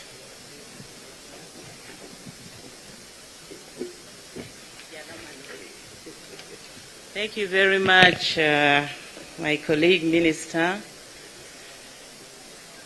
The Permanent Secretary is good at protocol, my Permanent Secretary. And I want to stand on the protocol well elaborated and say, how do you do? How do you do? How are you? Hello. I am sure that each one of you knows very well what is running through her or him. If you ask me how I'm doing, I think it can take a whole day, but I'm just feeling my heart is melting with excitement and joy and vigor. And so I am happy to be here today. And when you address me as your chief guest, I get lost because I feel I'm part and part of you. I should be addressing a chief guest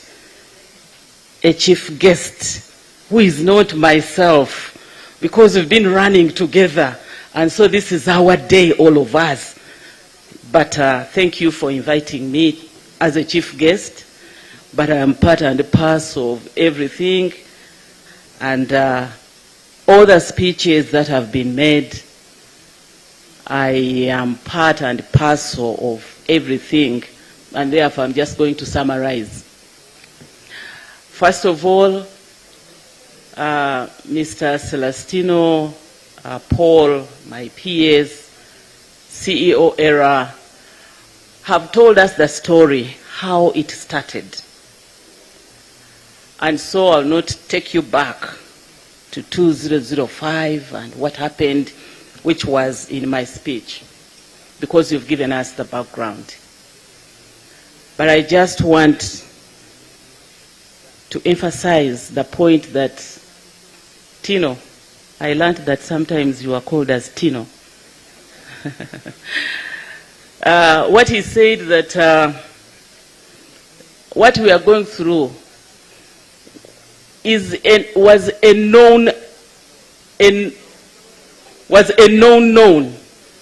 I liked that because the reaction from the people was as if it is unknown known.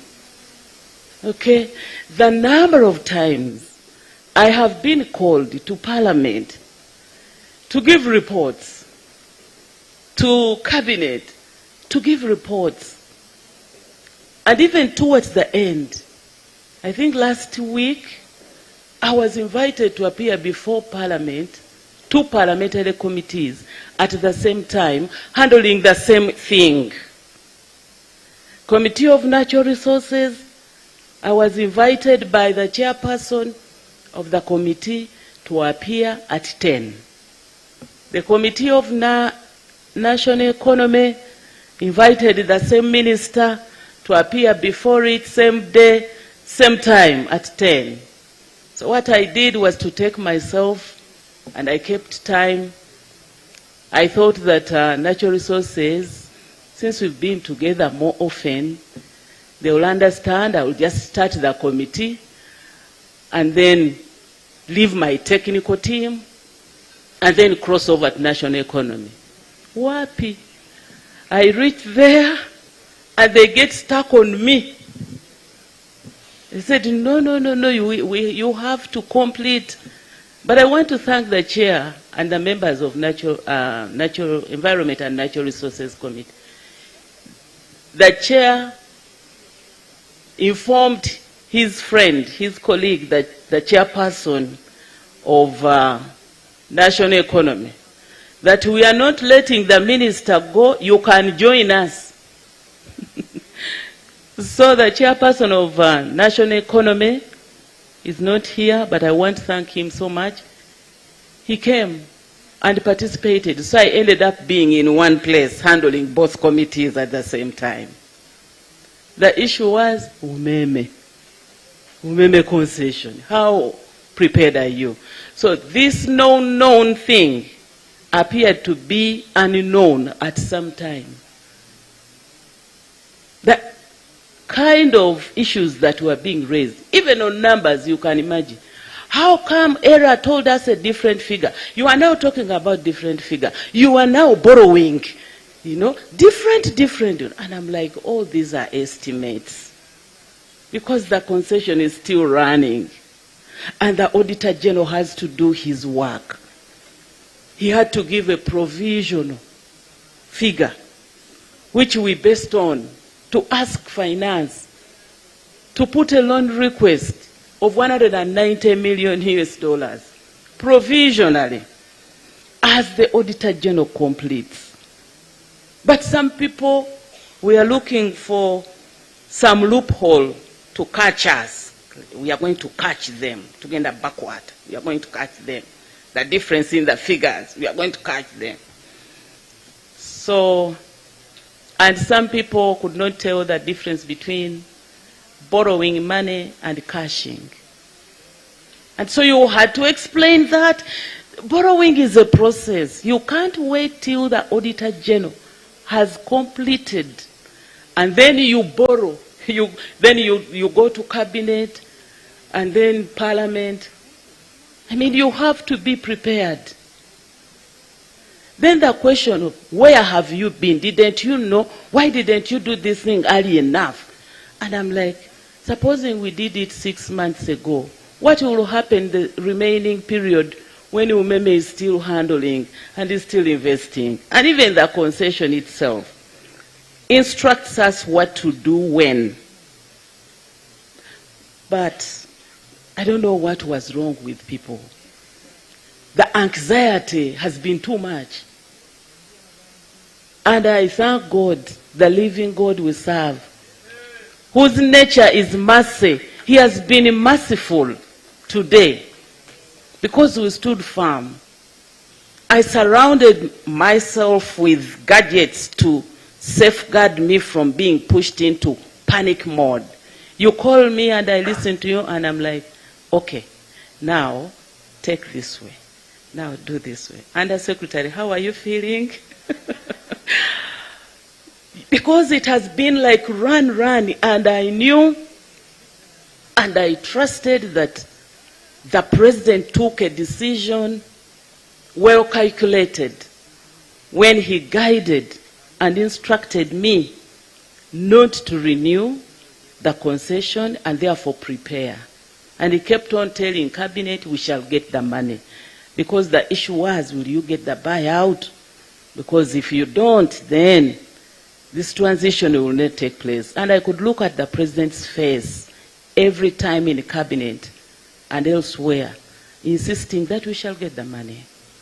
So I based on that trust to maintain my smile and my confidence, to move with everybody, basing on the trust I have in my President and what I have learned from him. My President has never been panicky. He wouldn't have won the liberation war. He handled every category of people. Abasamize, Abasabi, you know.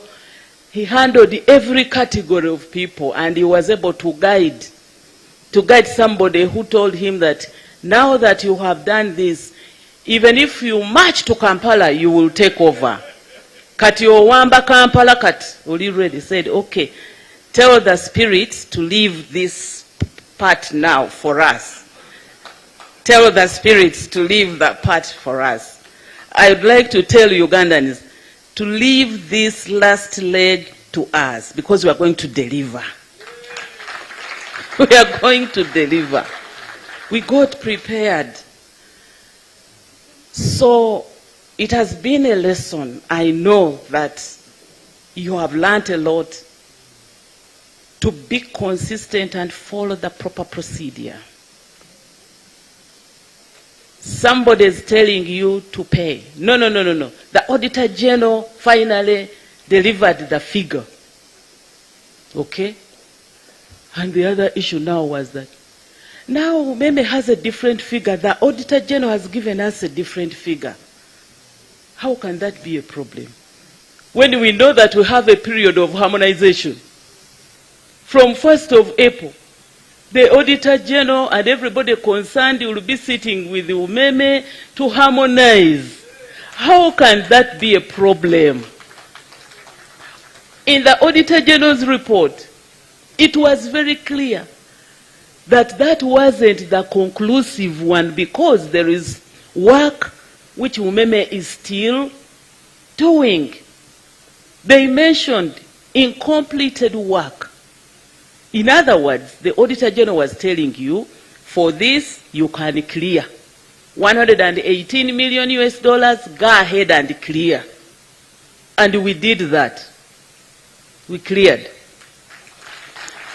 There is work worth 9.78 or 87 million US dollars. That work is recognized as being work in progress. There could be another portion which will need harmonization. So I can assure you, Umeme Board and Executive, Mr. Patrick Vitatul and your team, that we are still together. We have to conclude naturally, because this is not a termination. People should understand the difference between a termination and a natural retirement of an agreement. So I'm so happy. I cannot explain how I'm feeling, especially in this month. I can call it a month that has delivered triplets. I said this in State House. Triplets from me and my team, because we handle much more than electricity in my ministry. This very month, one of the 3 triplets came out when East African crude oil pipeline reached the financial close. That is not a mean achievement. We've been moving up and down. Then on Saturday, 28th, as we were preparing for this triplet of hours today, another one also came out. When I signed the implementation agreement for the refinery. Okay? Today, we are about to see the triplets coming out when we are receiving the assets and the network from Umeme. And the deliveries have been natural and normal. No cuts. Natural and normal. Bleeding, minimum bleeding, expected bleeding, but it's okay. No scissor, normal, natural, and the mother is going to be live and kicking. Okay? Little blood here and there, expected. And I've been calling it consequential inconveniences. You cannot expect us to run as if there was nothing to transfer, or even nothing regarding a structure, or even nothing regarding recruitment. No. When you recruit people whose legs are still in Umeme and you are recruiting them, do you expect them to run normally? Absolutely? 100%? You are inviting them, they are making applications, they are the very people. Celestino is calling because the minister has called, there is an emergency here, but the person is organizing for an interview. This kind of little bleeding is expected. And I want to call upon Ugandans really to bear with us. But the babies are alive and kicking. They are alive and kicking. So the lessons that we learn are in the Bible. in the book of Ecclesiastes, chapter 3, that talks about seasons. There was a season when Umeme was majorly needed, and we call Umeme our savior. Because that season required a midwife to deliver us. And Umeme came up. And they've been nurturing the baby, nurturing the baby, nurturing the baby. So the other seasons are also coming. When your baby tells you, I am above 18, I feel I can choose to go and find a family of my own, what do you do as a parent? You just support. So Umeme, I'm expecting you to support us. Celestino, don't switch off, please. Don't switch off. We are still together, because much as you are Babungi, Celestino, you are Ugandan. Some people thought that you are not. And because I have seen it from the speech of your able chair of board, and even you yourself, and the spirit within which you've been working, this is your baby whom you wish to deliver more triplets, okay? This is your baby, so I have no doubt that you'll be quick to give guidance, So I have taken note of the need to generate more power. I think in today's papers we have a request for proposal from our accountant for people to express their interest for consultancy regarding feasibility study for one of the planned hydropower plant, a 400 megawatt hydropower plant, Kiba. And we have to make sure that we fast track. This we have told the president many times. And there are indicators that he has picked it, and you will be seeing us beginning on new, bigger power generation plants that we shall be working on. We know that. To you, Paul Umwesigwa, this season is a season which comes periodically, every after 5 years. This is a political season. Things are not going to be the same. You ask Celestino, what happens during this season? My dear, things are not going to be the same. So those ties and suits you are wearing, things are not going to be the same. The members of parliament are here. And the candidates are not small. From the presidential level to LC1. And LC1 chairperson will call you.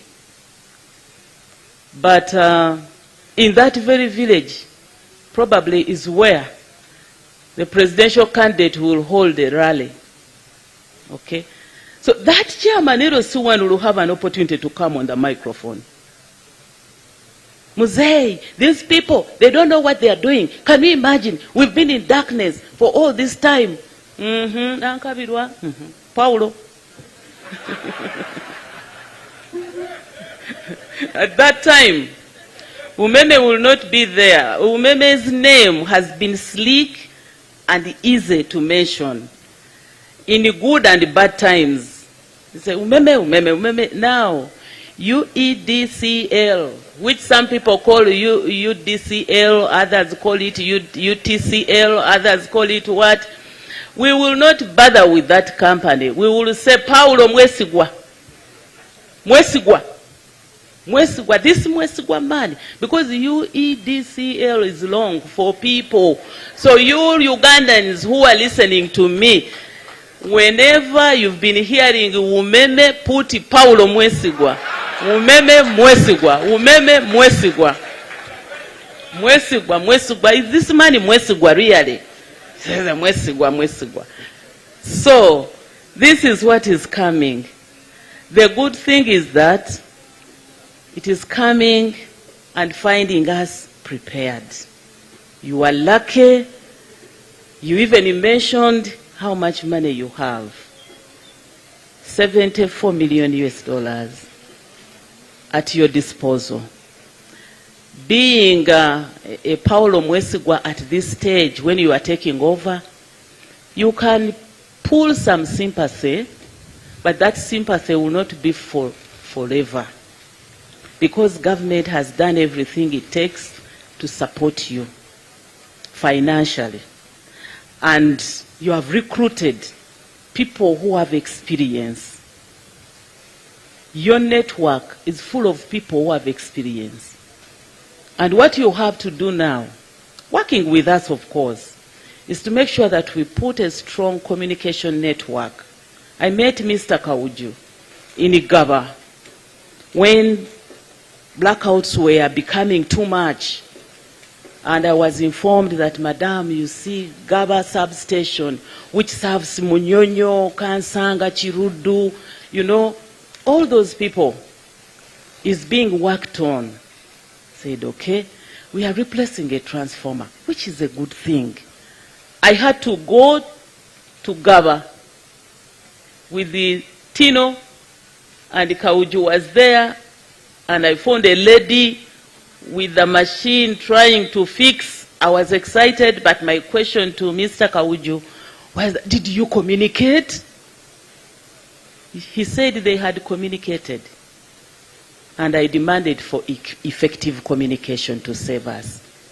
So the Ministry of Energy and Mineral Development, working with the agencies, we must communicate effectively. This is what I'm demanding from you. You will sit and tell me how. Okay? How can people complain of losing their items in the fridge? Yet Umeme tells me that they communicated and alerted people. Somebody from Kansanga says, oh, ebintu byaddaku byonna bifudde. You know, we are in Ramadan, but now I am going to travel. I had stocked my fridge. All the sausages are gone. And you tell me that you communicated effectively. There is a gap in communication. We have to communicate. We've been trying, I and my brother, Minister of State, to engage members of Parliament, and whenever we engaged them, they understood. And I want to thank you so much. Thank you, our foot soldiers in Parliament.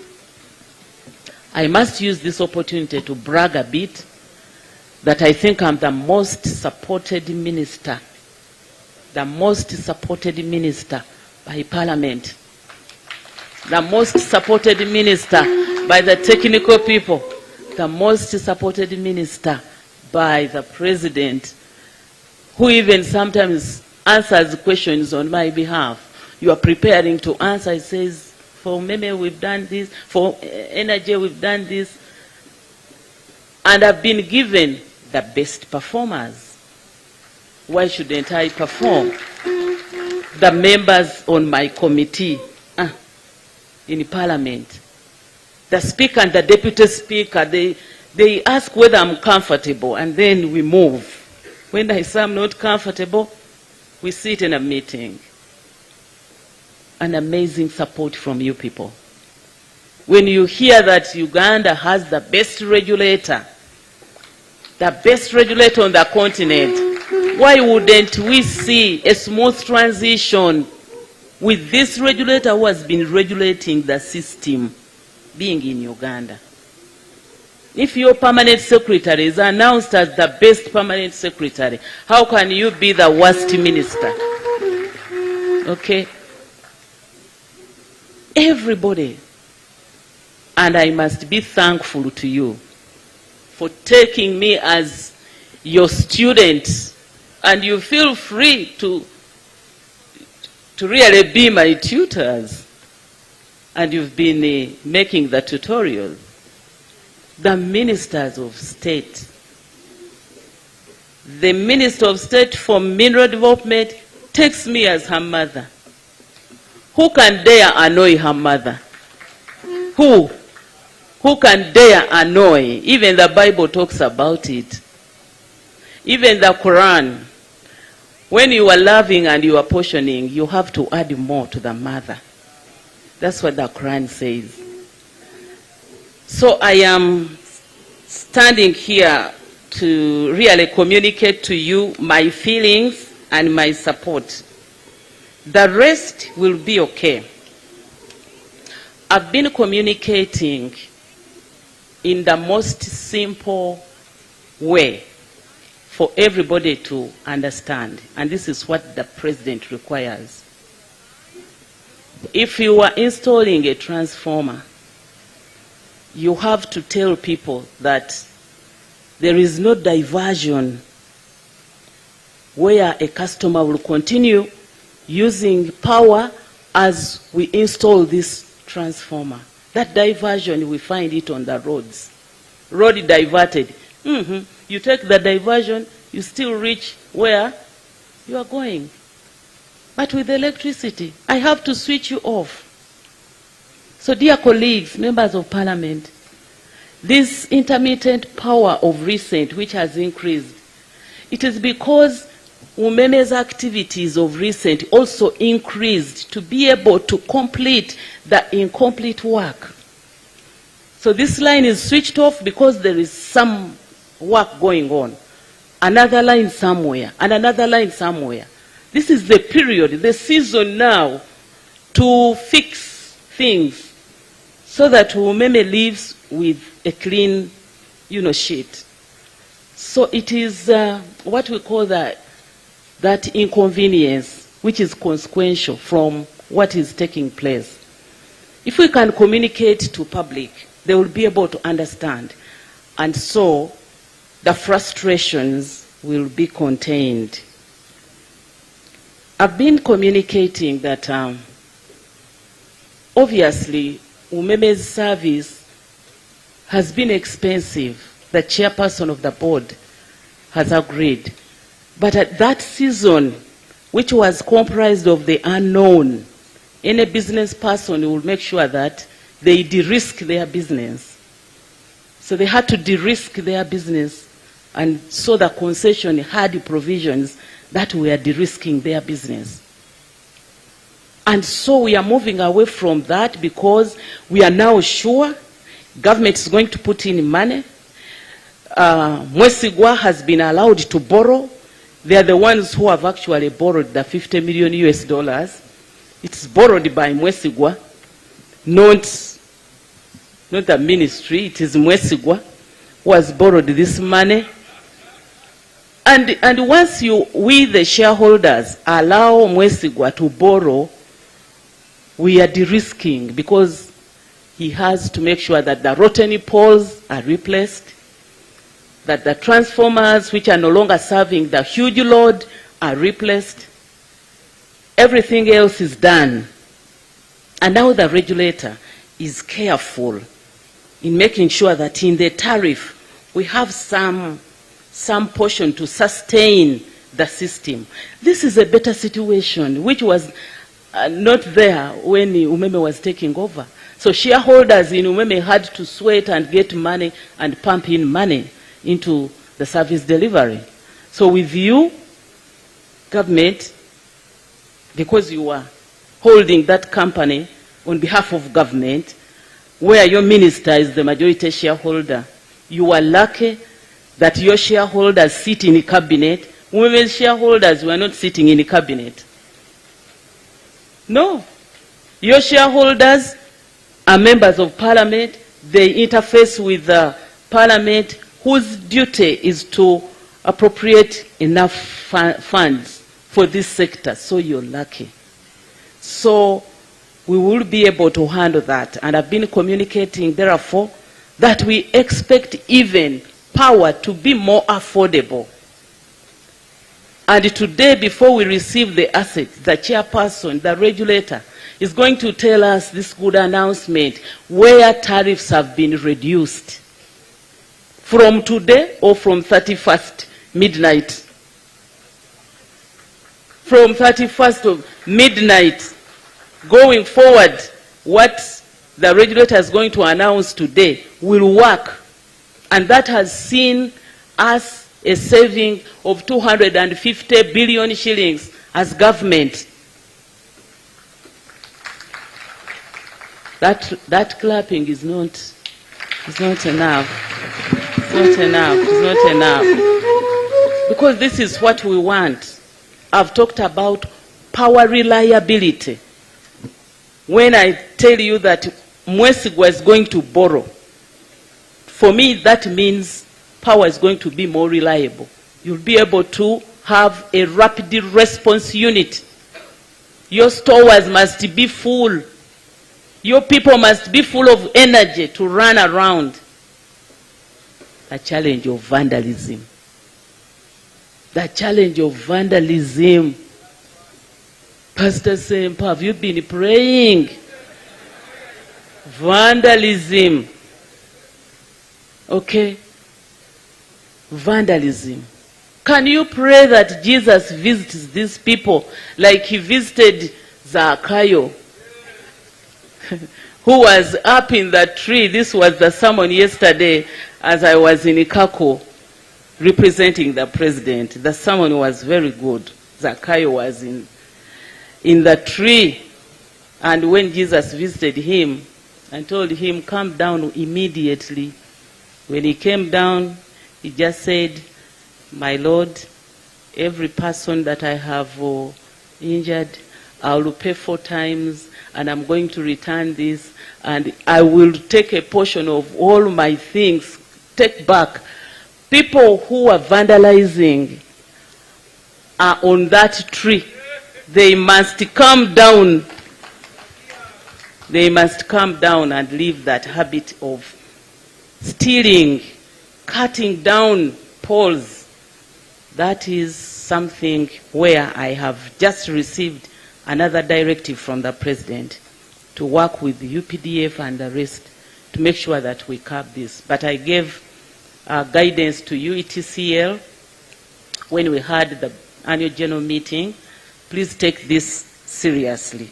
So today we are going to announce the savings, but these savings can again be swept into making good of what the vandals have done. You know, replacing poles and all that. So you move 5 steps forward and 2 steps backward. When will you reach the land of 100% access to power, clean power, and 100% power reliability, and 100% affordable power, when you are, you know, entertaining people who are stealing our poles. So I want to end by sincerely appreciating Umeme. I've been appreciating you. Sometimes I've been acting as your spokesperson because I understood the background. Dignitary have been around for some time in Parliament and Cabinet, and I have witnessed many policies being enacted and formulated by Cabinet. So I know the background, and my thanks to you has been sincere because I know. Patrick, I've been calling you this last leg, which almost put my people, you know, you've been waiting for Auditor General to get the money. The money has come. Where are you paying the money? This known thing had those challenges. Because it was a known thing, we were able to go through the challenges. Money went to the right account, right people, and I think they acknowledge receipt, and that's why we are here comfortably seated, waiting to receive the assets and the network from Umeme. So the chair of the board will be coming. I can't thank Honorable Okasai enough. Honorable Okasai's way of communicating is a tool that we have been using. I mean, unless you have something wrong, it's very difficult to really jump on his head after he has made a communication. The man is so humble and is an elder. So to have both attributes. And he worked with me when I was a minister in agriculture, when he was a director in charge of crop. So we are working together. So when the president appointed him as my Minister of State, I knew that we were going to work together anyway. So I'm standing here to appreciate and to say that I know that you are in the constituency, that you are going to contest again. I just want to have a look at the person who is going to compete with you. Have a chat with him, really.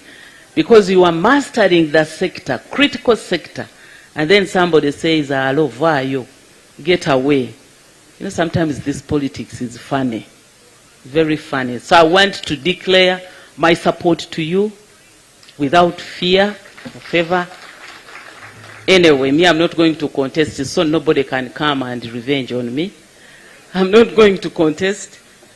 I told you my constituency is Uganda, Minister of Energy and Mineral Development, where I will be, and I will be accessible, and I'll be moving with my team. Thank you, everybody. Thank you, the regulator. Thank you, UEDCL, the people who sell this power in bulk to Umeme, now to Mwesigwa. Yes, you are now sons of the same mother. You share the same shareholders. I don't expect anything that will make you not work together. Even where you have conflicts, you'll be like Aboluganda. Those conflicts should not be injurious to our system, to our business. You are members of the same family. We will find a way of communicating to the staff who are not here. I want a system where the staff will be receiving messages from me, the minister, because what they are inheriting is not something to joke around with. I have to keep communicating to them, reminding them that when you do well, you've secured your tenure. Minus that, I have no relationship with you. If you are not delivering, no relationship with you, you will go. There are many Ugandans out there who are crying that Mwesigwa has not taken them on. They are crying, but there is no way Mwesigwa would have taken everybody. This is not a merger of Umeme and UEDCL. It's not a merger. It's a transition which is likely to leave some people out. And so there are those people who are out, 191, whom we have not taken on. But we know them, that they are there. They are on our special list. If there is any need, somebody sleeping on job, I can assure you, we will not tolerate you. You will go home. And this contract is tagged to the merger. If the merger of the three companies comes in 1 year, your contract stops there. But it doesn't mean that you have no chance. If you've been performing, we merge with you. We take you on. If not been performing, we say, hey, this one, let us drop this one. Because you are many. So your contracts are tagged on the merger or beyond. But I'll have to make sure that this merger appears when we are ready.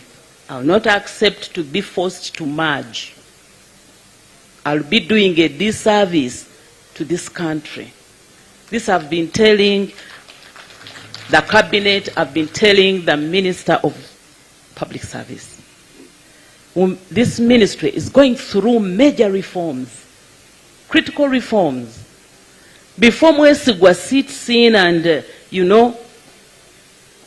sits on his chair, you want me to bring in Karamaji. To merge Mwesigwa with Karamaji and Mutikanga, those ones you don't know what they come up with. Mwesigwa, Karamaji, Mutikanga. Okay, so this, I am standing here to really assure the country that the policy to merge is good. It comes with advantages and disadvantages. It comes with a cost where you'll be forced to pay or compensate. But the summation of all that, the advantages outweigh the disadvantages, because the savings that were calculated are far bigger than, you know, those disadvantages that I have enumerated. But for this critical sector, the regulator calls it live service. It's like you are handling people's lives, you know, in your hands. It is a live network. It is off. The repercussions are bigger. I have been pleading that we grow the merger. We don't rush, we grow the merger until such a time when new systems are in place, technology, ICT in place, and then you say we are good to go. We have fully gone on to the network. I will continue pursuing this. So I will be going to cabinet after this function, and I want to say that I was surprised. The function became bigger. PS, you didn't tip me. I thought it was going to be a small thing, Patrick, but it is big this early morning of Monday. Thank you so much for turning up. It has been a short notice because we wanted to do it before midnight of 31st. And for us now, internal, we had planned to sit here at midnight and see. I don't know whether that plan is still there. It's on. We are going to be in the room on the SCADA to witness. For the first time in my life, I'm going to witness this. So my team, small team that has been invited, we shall still be here and receive the Mogole together. But this one was big thing. Dr. Litho, Patricia, and your team, thank you so much. You've surprised me. I think it was befitting even to put it live coverage. UBC, I know that I've communicated to the people of Kumi and also the people of Chigoga as well. And the entire, because UBC goes to those rural areas. So thank you for this arrangement. We've used it very well to communicate. The communication from Umeme, which I'm sure some people had not known the load that Umeme had been carrying, the preparedness, the fact that the PS introduced our advisor on this transition, who are not black like me. Can you please stand up for further recognition? Our advisors that have advised me during this transition. So we have not been working alone. We've tried to make sure that we involve many stakeholders.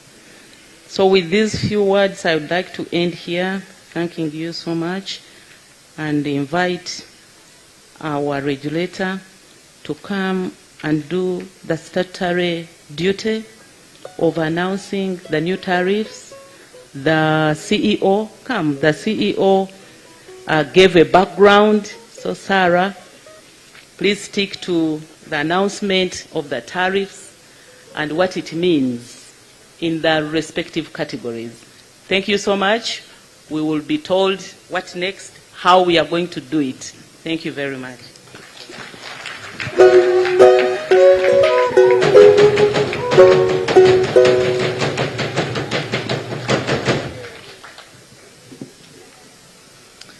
What a great day.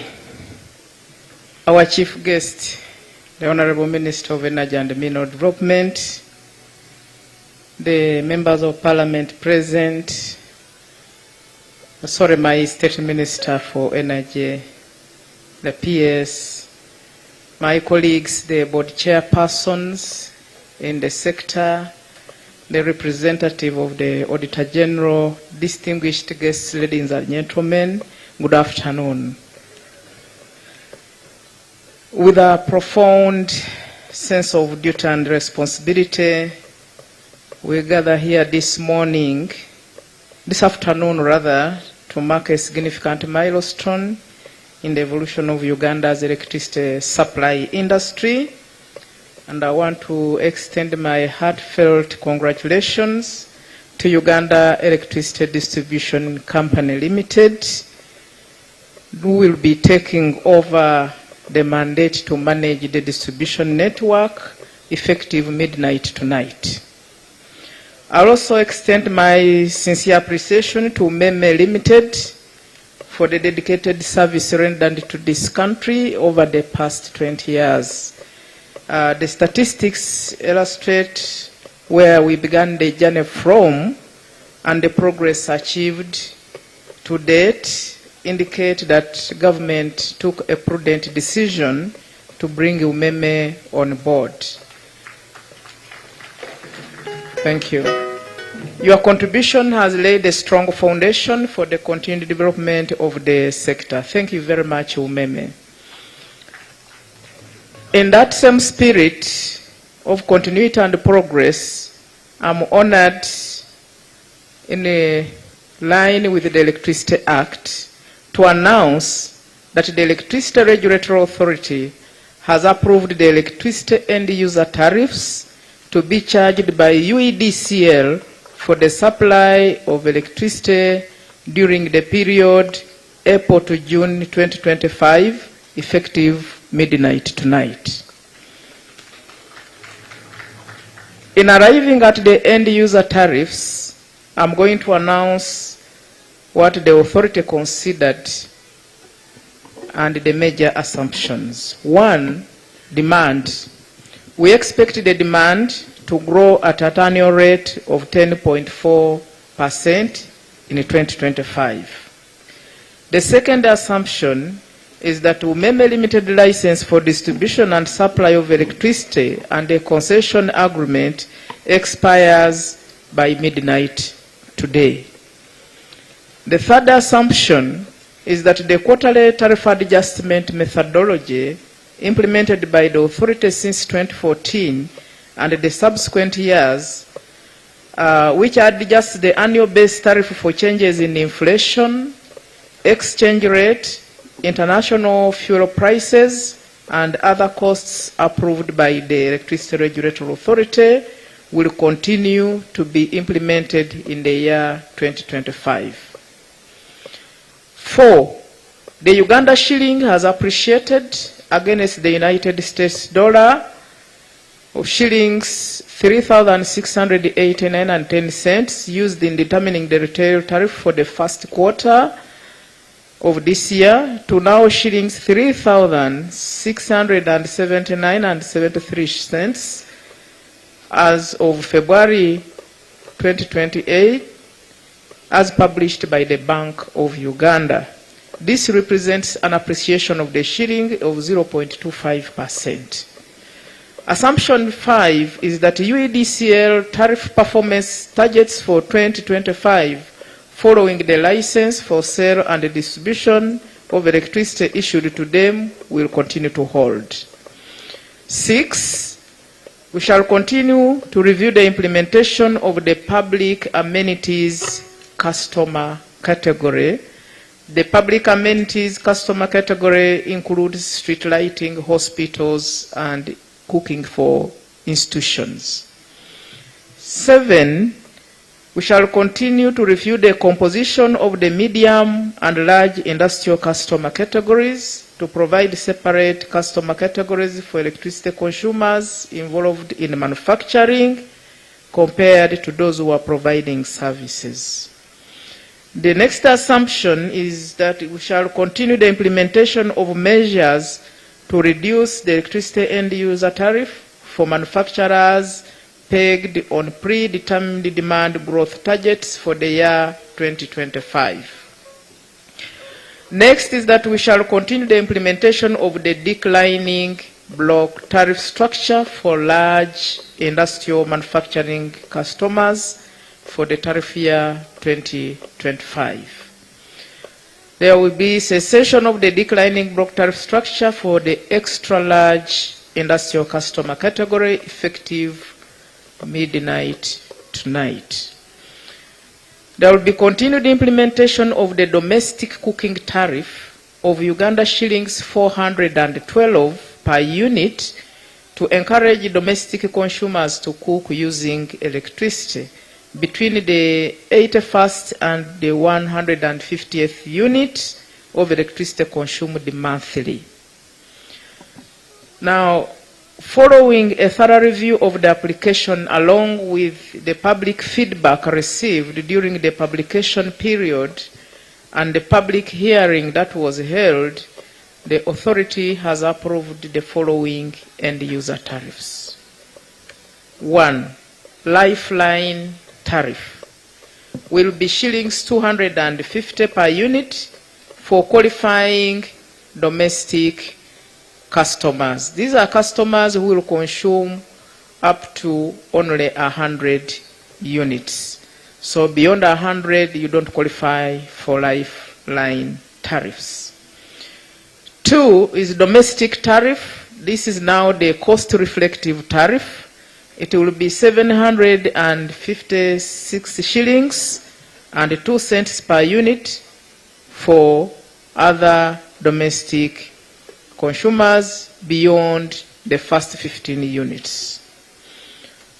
Now, we have the commercial tariff. This will be 546 shillings and 4 cents per unit. Medium industrial tariff will be 355 shillings and 1 cent per unit. The service will be shillings. The public service will be, the amenities will be, no, for manufacturing. Then for the service under manufacturing will be 412 shillings and 5 cents per unit. The large industrial customer tariffs. Block 1 will be shillings 304 cents per unit. Block 2, which is a declining block tariff, will be shillings 282 and 9 cents per unit. The large consumer tariffs, the services will be 348 shillings and 7 cents. The extra large industrial tariff will be shillings 203 and 6 cents per unit. The public amenities tariff, the hospitals, the cooking and so on, the universities, will be shillings 360 per unit. Now, all other charges remain unchanged. The connection charges and all those others will remain unchanged. A detailed tariff table has been provided at the end of this statement for further appreciation, and the UEDCL will be required to publish this effective midnight tonight.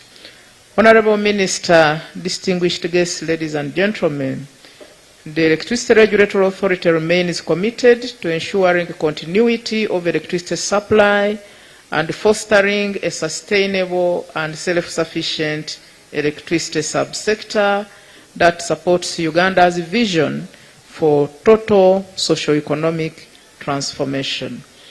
I take this opportunity to thank my Honorable Minister of Energy and Mineral Development and her colleagues, the state ministers, and the entire technical team of the Ministry of Energy and Mineral Development, headed by the Permanent Secretary, the sector players and electricity customers for the continued support that has enabled us to perform our delegated mandate. Finally, through you, Honorable Minister, Allow me to thank His Excellency, the President of the Republic of Uganda, for always prioritizing the energy sector and giving us excellent support that we receive at the various levels of decision making. For God and my country, I submit. Thank you.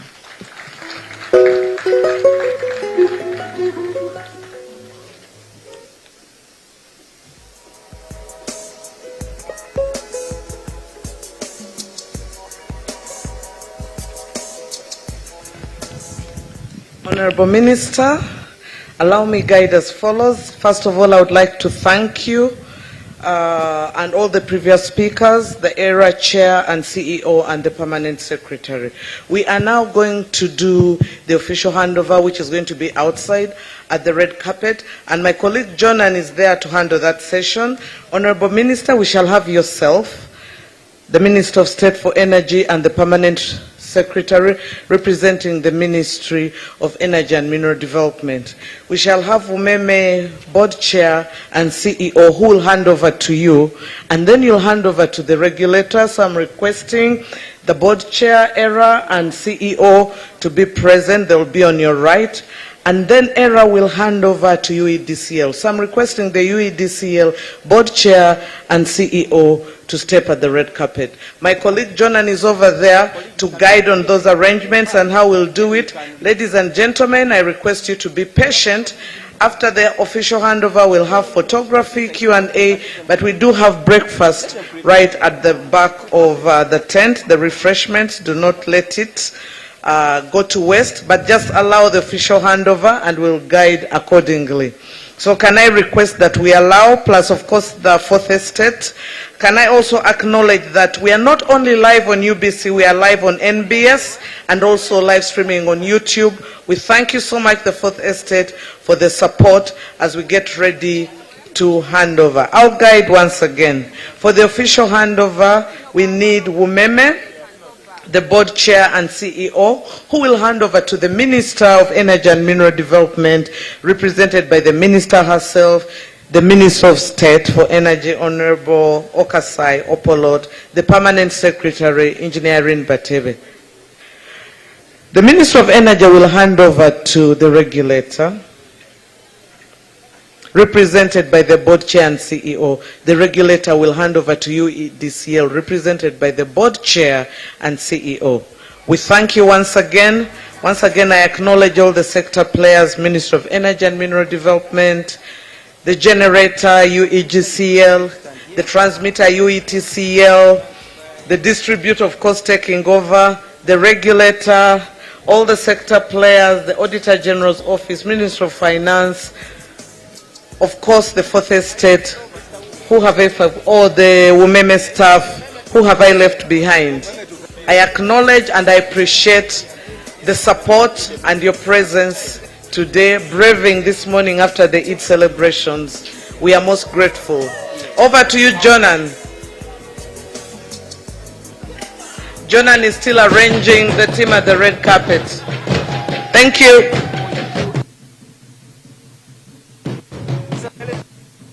Side. Here the minister.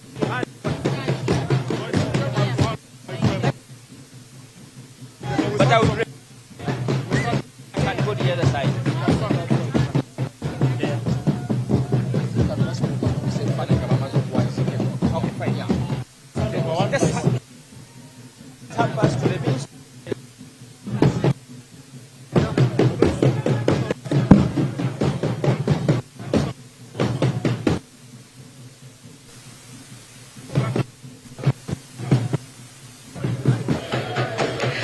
I'll encourage the front row here to quietly walk to the back and start to have your breakfast, if you will.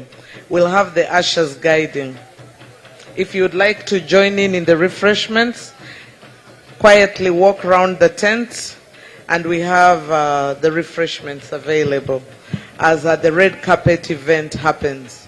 Jonan, over to you to update us on what's happening on the red carpet. Thank you.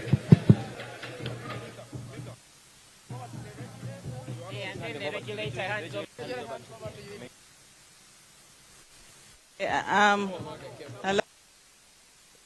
Government is now handing over the system to the regulator to see what to do with it. She will tell us.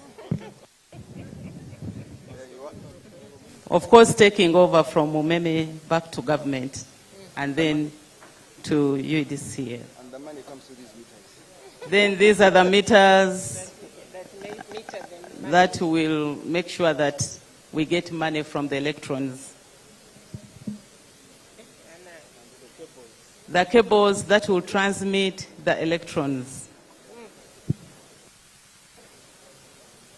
Further aluminium wire that with it. It's your turn now. By virtue of entrusted to me by the Electricity Act, I now hand over these symbolic items to Uganda Electricity Distribution Company Limited from the Honorable Minister, who received it from the private player, Umeme, who has been running the sector for the last 20 years, UEDCL.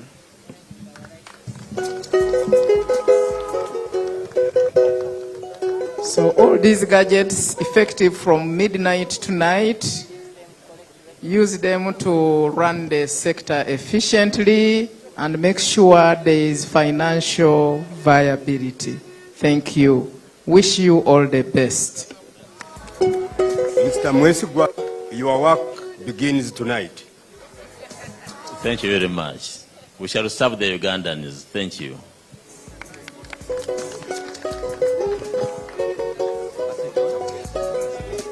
Let's have a group photo. One side forward.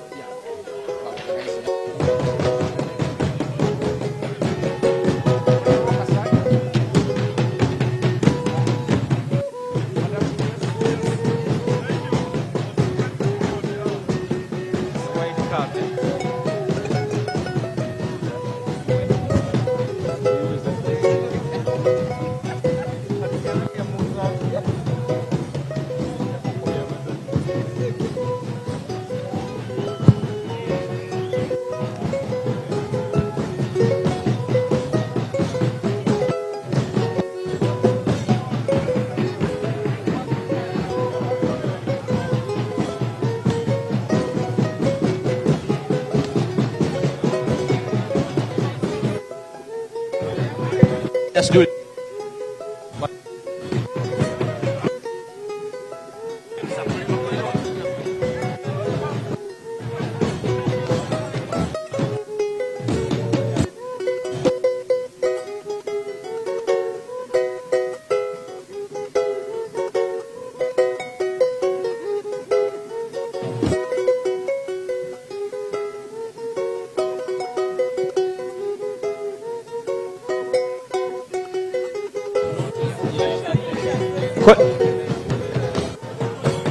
Our dancers, just reduce the drums. Yeah, sure. Excuse me, let's get organized. Okay, thank you very much. Honorable Minister, we request you step forward. Can we have order, colleagues? Be precise.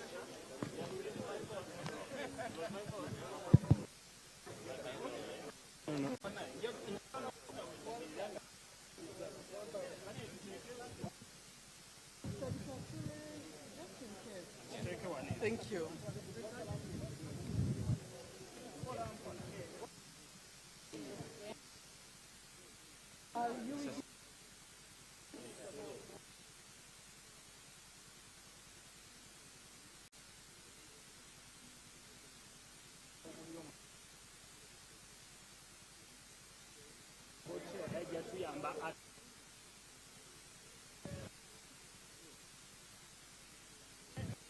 Assurance nti buli kintu kibadde bulungi.